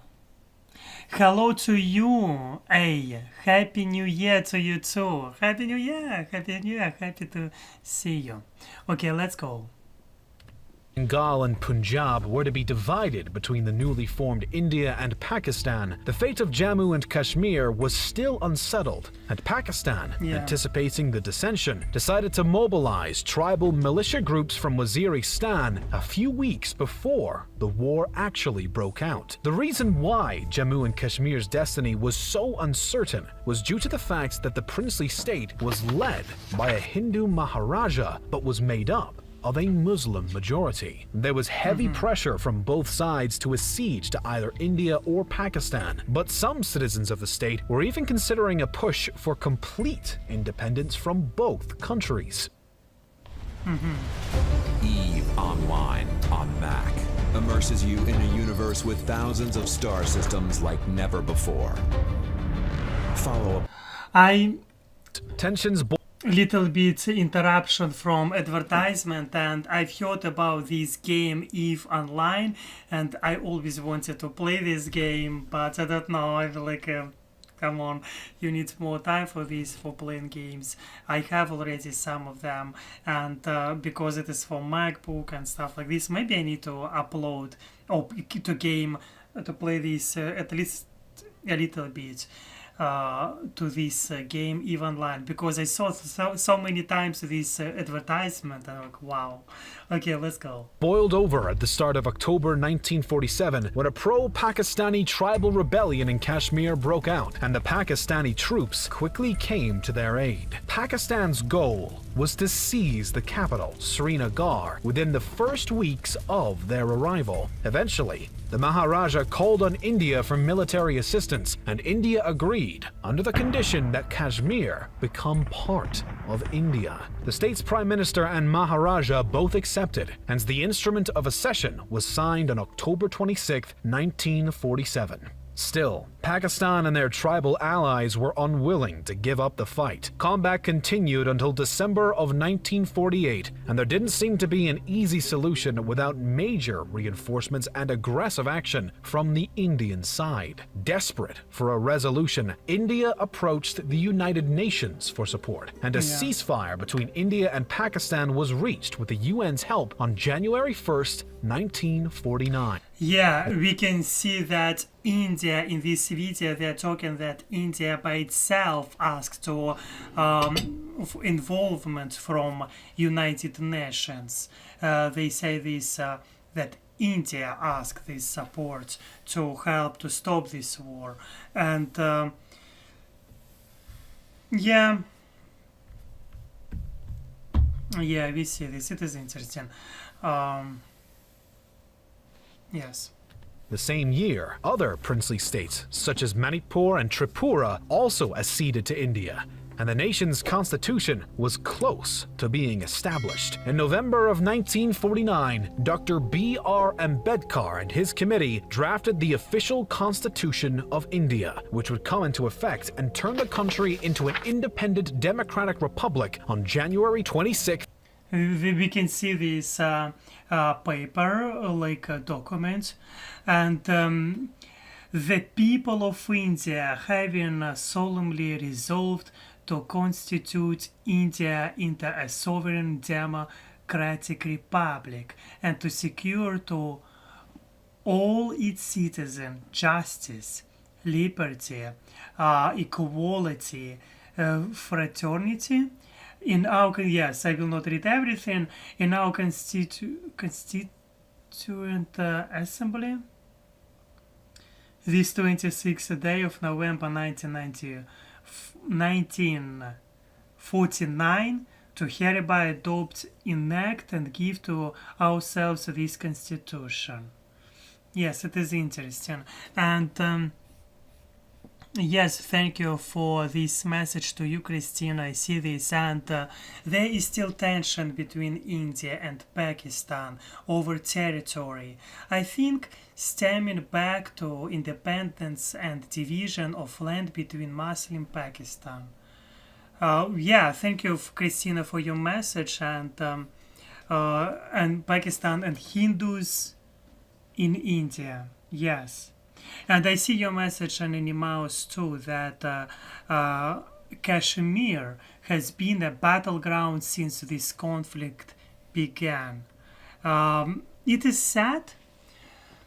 It is sad, and I believe that ordinary people, as usual, suffering. You can find if it was happening already for during decades. Probably no opportunities there, it looks like this, and yeah, difficult sometimes obviously to find decisions, and I hope that there will be peace and they will find solution for which will be beneficial for everyone. And again, obviously for 5 minutes you will not understand all roots of this conflict. You need to live there, you need to know language, to understand, deeply understand all what is happening there and what was happening there. Yes, it is sad. It is sad. Yes. Constitution of India. Okay, let's go. Thank you for your messages. I appreciate this a lot. I appreciate this. It is giving me help to understand. 1950, and Dr. Rajendra Prasad would become the first president of the Republic. The first democratic elections were held in India in 1951 through 1952 over a 4-month span and brought a turnout of over 60%, re-electing both Prime Minister Jawaharlal Nehru and President Rajendra Prasad for second terms. During Nehru's second term, many reforms and legislative changes were made, and a Soviet-inspired 5-year plan was composed for the economy. Rights for women in Hindu... Like, because in Soviet Union there was 5-year plan for everything. And in one of the book which I'm still reading, it's a small book I'm reading quite long, from one scientist of Soviet period of time, and he said that these 5-year plans, sometimes they were kind of, I would say, not so effective. Sorry, they were sometimes not so effective, and that's why interesting. Obviously, Soviet Union advised them to use 5-year plan, because it's kind of like, why I'm not surprised. It's interesting. Society. And we can see again cultural connection between India and Soviet Union. It looks like it was already in. It was even when Soviet Union. I need to look about this a little bit more closely. What kind of connection was between Soviet Union and India and USA. Just interesting to look about this a little bit more. These were increased. Caste discrimination was... Let's look now. Let's look now. We already know what kind of questions I want to ask Google. Google, help me. Yeah? I want to know everything. I want to know and understand everything. I have question. What kind of relations India had at first with the USA or USA?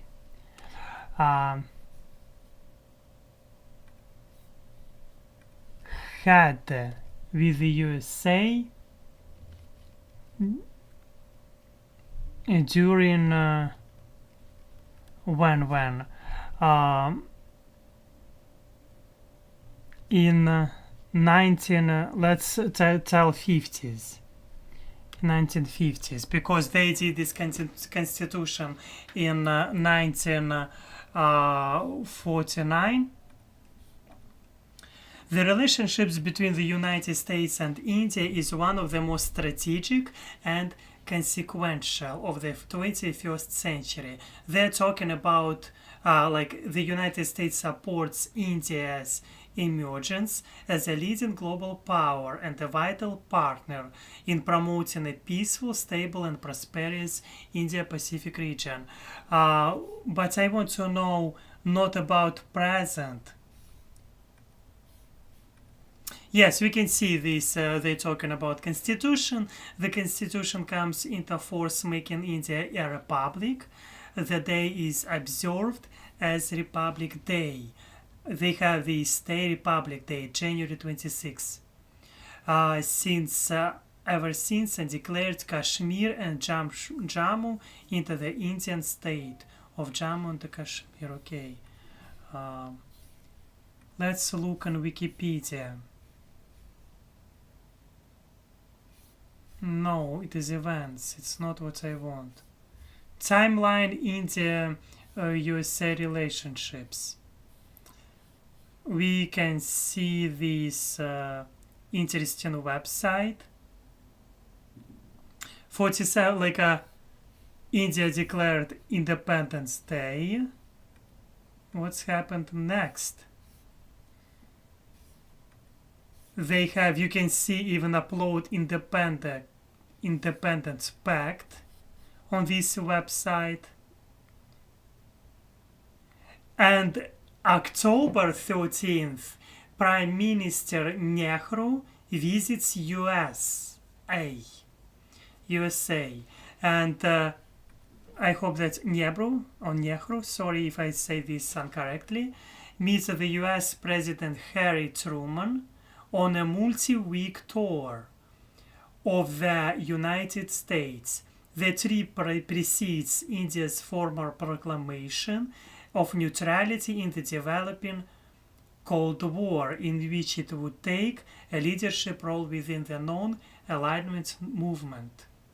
This sets the tone for US-India relations throughout the Cold War, creating constraints within the relationship as well as opportunity for amity between Delhi and Moscow.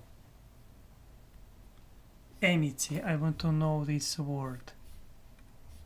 Amity.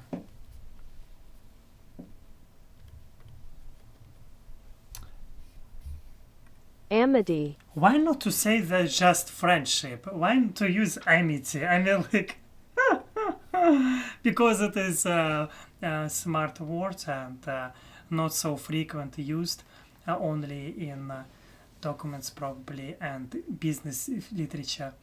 War created constraints within the relationships as well as opportunity for amity between Delhi and Moscow. It looks like,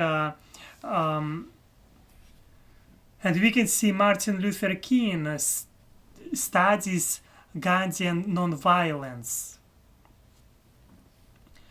Yeah. President Eisenhower visits India in 1959.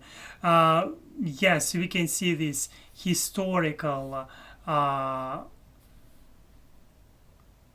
and that was in 1962, India-China fight border war. Wow. Yeah, I like this deep, it's not deep, but still interesting at my attempt to try to understand a little bit more about India. I like this. And let's continue watching video. It looks like relationships between, because India chose to be neutral, like to be not part of Cold War. It looks they signed this act, something that they do not want to be part of the Cold War between the USSR and the United States of America. As a result, they were able to have good relationships with both countries. Same I see is happening right now. India is trying to have independence. They say that I was watching couple video lectures, and in these lectures I was watching maybe half year ago or maybe 1 year ago. Anyway, I was watching lectures where was a conversation of some business leaders of India, and they told that this war is not our war. That's why they do not support sanctions. They want to have this neutral position as they had this before during Cold War. And because they want to have trade relationships with all countries. And it is important to respect their choice. Like, come on, it is their country, of course, they do whatever they want. I mean, like, let's be honest. It is their country, and they have own right of choice. In my opinion, and I see your message, let's look for this message. Anonymous, thank you for this. In my opinion, Russia and the US seek to influence India and that part of Asia, and India and Pakistan want Kashmir for its lucrative resources. Everyone wants to have influence on every country. I feel so. And I believe that India has great future. It looks like India has opportunity to become much more, like to increase their GDP. India has opportunity to be economical, to have economical power, and obviously if it depends from policy of other countries like European Union and the USA. If USA will move factories from China to India, it looks like India has more chances to improve their quality of life and quality of a lot of things. Quality of life, obviously. At this moment, GDP, like all Commonwealth, it is not so good. Looks like 4 billions or something, 3 trillions of dollars for such big country. Like even Germany has much bigger economy. But by population, we can compare. But India has huge, enormous future. It looks like this. Of course, depends what kind of policy they will choose. I mean, everything's so complicated. We can see a lot of if. If not this, but that. If not that, but this. As a result, come on, in political science, I believe that it is always important to have distance between your subject. I don't know. I don't want to sell the subject. Do not be emotional attached to anything. But it is always interesting when you have wow, it is cool. I like this. Okay. Anyway. Let's go. Let's continue. The point of this end of this little bit conversation. India had already root connections between USSR and United States of America. That's why you can find even websites where you can see this history, relationships between these countries. And yes, it is amazing. Obviously, I'm sure that you can find in Russian language these connections between Russia and India. And obviously that everyone wants to be friend with India. It looks like this because India has huge population and huge perspectives. It looks like this. Like China changed pretty fast. Same can happen with India. After 40 years, India can be different. Was condemned with new legislation and school education was encouraged. Nehru also appointed the States Reorganization Commission, which led to the passage of the States Reorganization Act in 1956. Many state borders were rearranged to create a better separation of linguistic and ethnic majorities as part of this decision. Many other milestones were reached during this time as well, including the launching of an atomic energy program in 19... Thinking about going solar?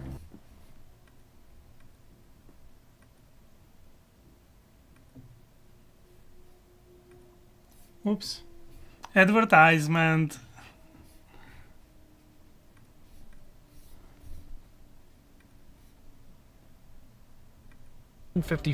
India's first computer being installed in 1955, foreign policy under Nehru involved the co-founding of the Non-Aligned Movement, maintaining friendly relations with both the US and the Soviet Union. Despite this more neutral stance though, India decided in 1961 to invade and annex Portugal's colony of Goa after repeated unsuccessful petitions for a peaceful transfer. The following year, the Sino-Indian War between China and India briefly broke out due to a dispute over the Himalayan border, but a ceasefire was unilaterally declared by China only a month after the conflict began. There was a short span of peace, during which Prime Minister Nehru passed away on May 27, 1964, and was succeeded by Lal Bahadur Shastri. In 1965, India was again into war with Pakistan over the state of Kashmir. No notable changes were made by the warfare, and a ceasefire was eventually pushed on both sides by foreign powers who feared escalation.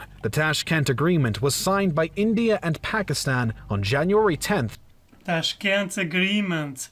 We know that Tashkent was part of the USSR, and this Tashkent Agreement, I was in Tashkent, I think that you know this, or if you do not know, I want to tell you that I was in Tashkent, and when I was when I decided to move from Russia eventually. And yes, it is interesting that this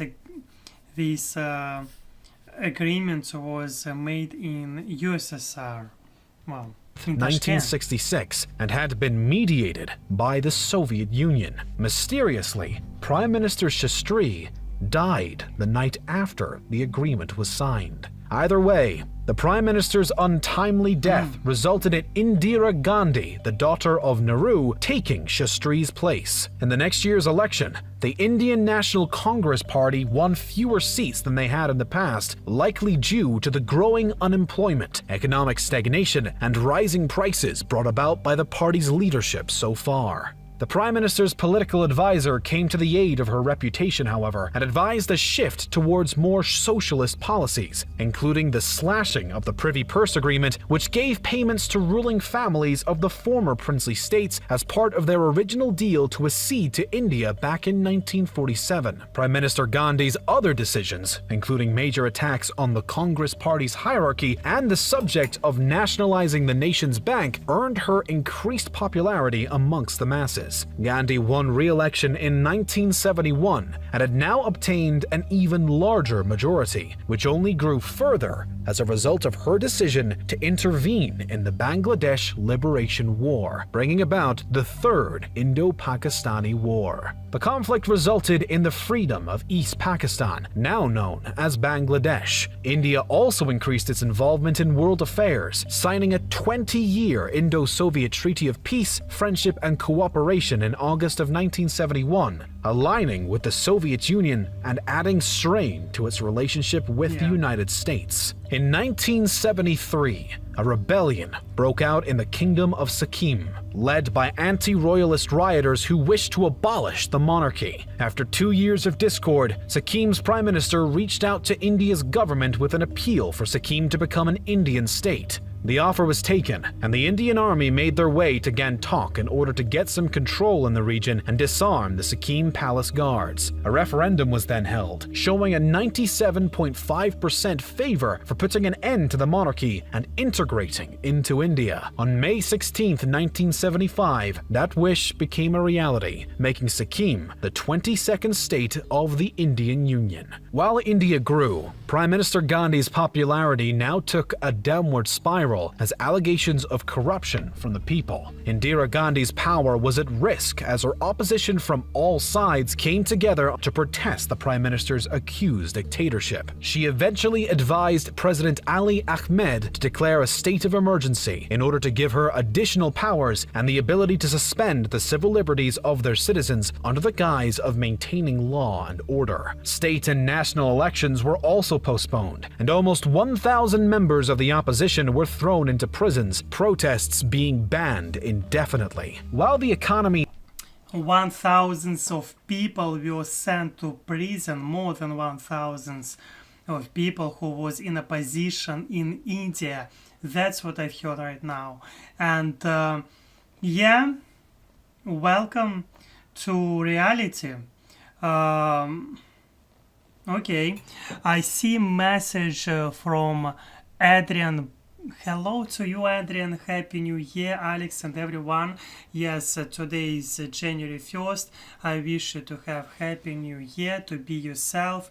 And yeah, hope that a year of 2024 will be peaceful everywhere. And this year will be about cultural exchange between countries, and people will not be sent because for their opposition, because of their opinion about how country should go. I hope that doesn't matter where you live, in which country, in UK, in India, or in Russia. I hope that everywhere opposition will be able to express themselves, because right now, because in Russia you can find a lot of people Russian government sending to prison because they just believe a little bit different. They do not have opportunity to represent themselves. It is sad. And we can see that in India this was happening. And yeah, I hope in 2024 all political prisoners will be released and will have freedom. Okay, let's go. It is very interesting, Like, was actually improving by the lack of political unrest and new productivity. The government was continuously accused of corruption and abuses of power, making it no surprise that Indira Gandhi and her Congress party were routed in the 1977 general elections by the Janata Party. Morarji Desai became the new prime minister. Then, Charan Singh became the fifth prime minister in 1979 as the Janata coalition fell into disarray. Singh's interim government was replaced in January of 1980 by Indira Gandhi and her Congress party once again, although after a rise in tensions and violence in the Sikh community of India following Operation Blue Star and the raid of the Golden Temple, which was being used by rebellious Khalistan militants as a hideout, Indira Gandhi was assassinated by her own Sikh bodyguards in 1984. Anti-Sikh riots 1984. I want to see his name. Oh. As a hideout, Indira Gandhi was a rebellious Khalistan. 1984. An Indian military action to capture the Sikh leader Indira Gandhi. Wow, this like that's why I mean like I mean, can you imagine?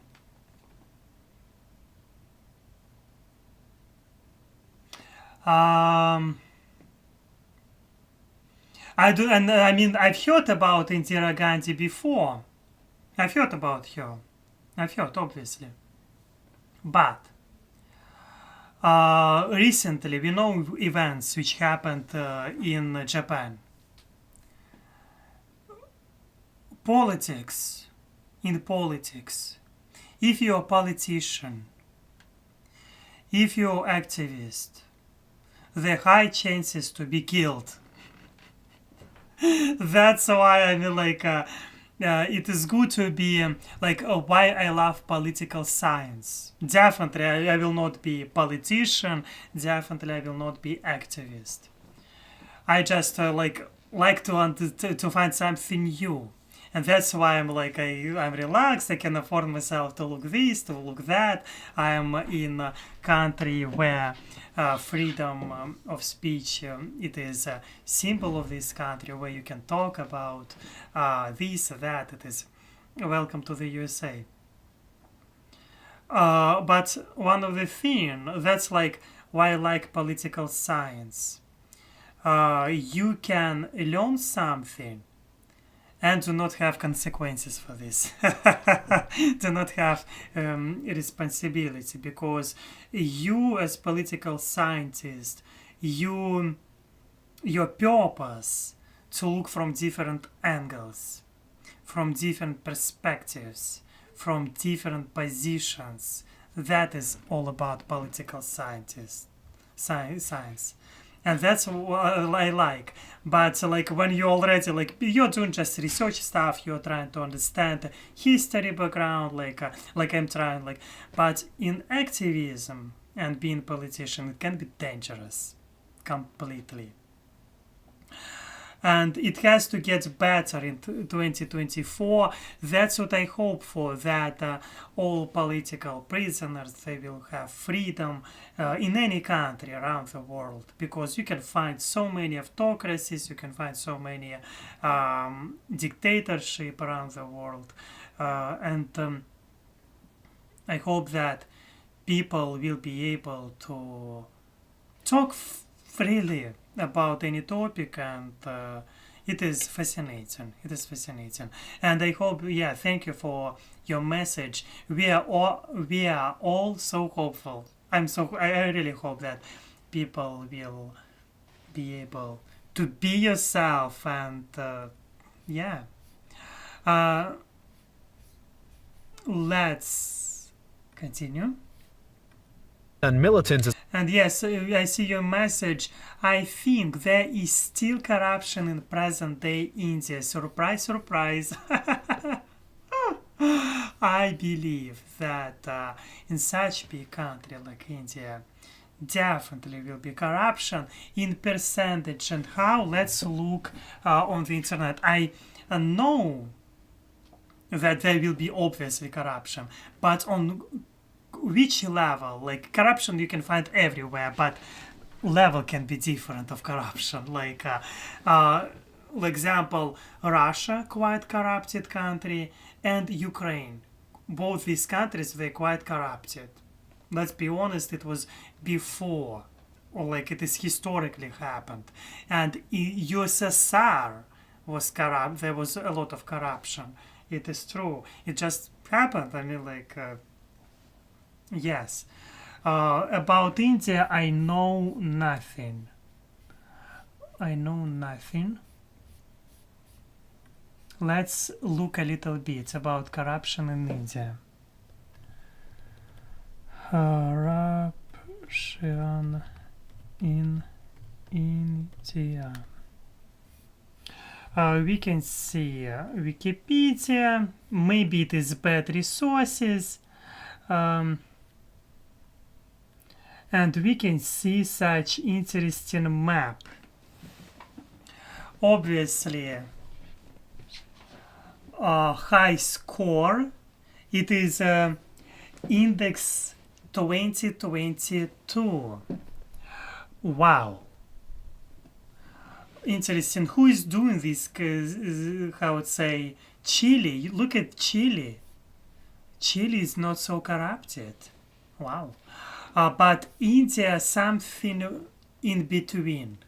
Something in between. It is not so terrible, but it is not so good. India has place to grow. Here, what is it? Okay.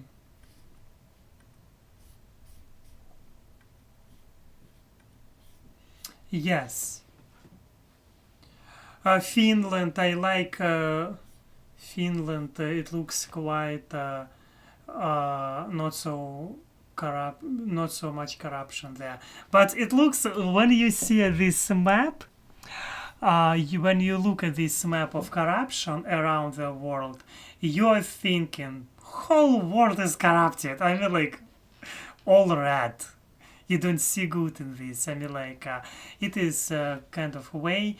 Especially if we will look on Africa, it is, and Eastern Europe, Middle East, and you're like, wow, whole like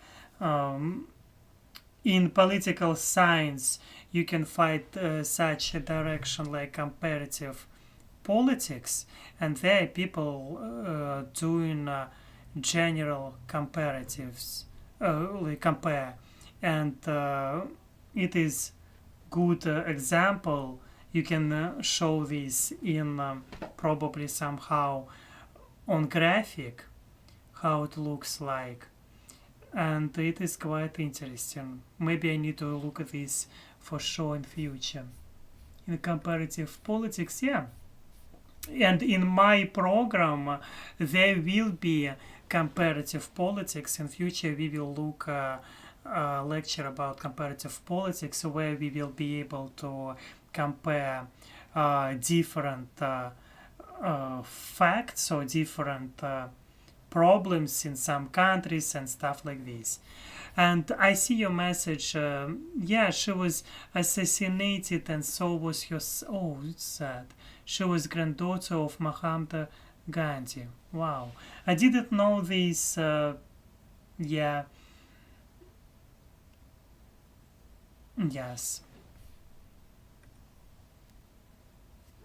And Animal said, you cannot get anything done in India without paying someone.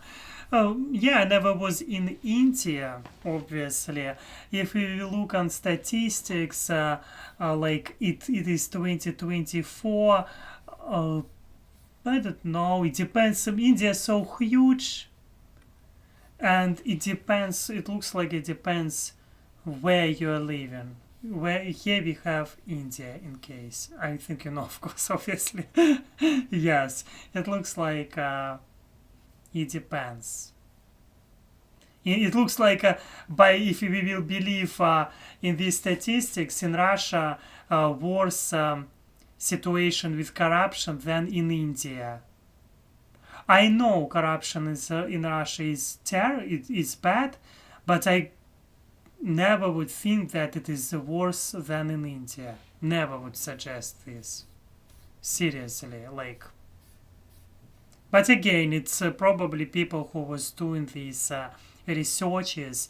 They know they're doing what they're doing. It looks like in Russia more corruption than in India. But again, we are looking on size of country by population. It means also a lot. Like India has 1.4 billion population, like 10 times more than Russia. As a result, situation can be completely like depends from region, from there's so many circumstances. I don't know, so many like things. Okay, let's go.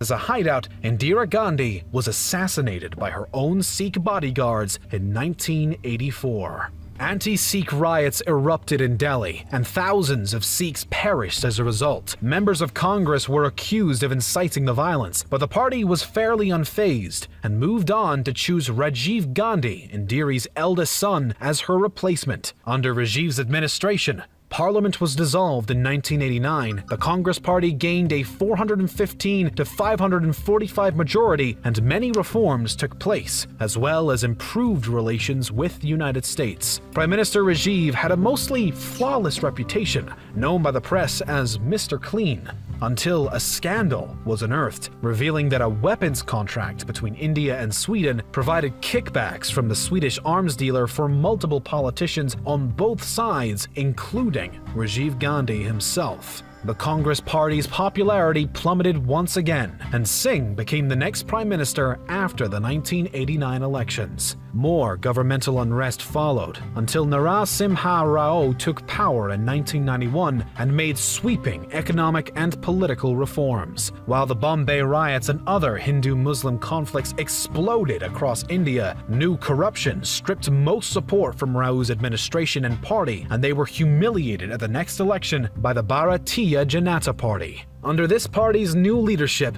relations with the US greatly improved, and the American President Bill Clinton made a visit to India to promote the relationship even further. Attempts were also made to create more friendly ties with Pakistan, but a failed summit in 2001 brought about no real change. Today, India is still a developing nation with almost 1.4 billion people and so many ethnicities. While the history of India is rich and vast, the independent nation is still growing into a truly strong and developed country of its own. Yeah. Oh, sorry. It looks like we finished this video.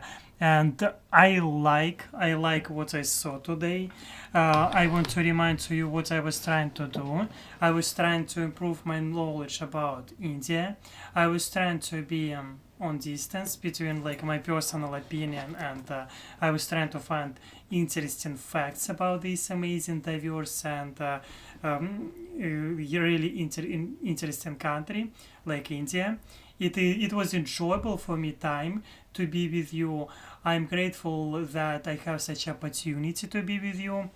I hope in 2024 there will be a lot of opportunities for people to find freedom.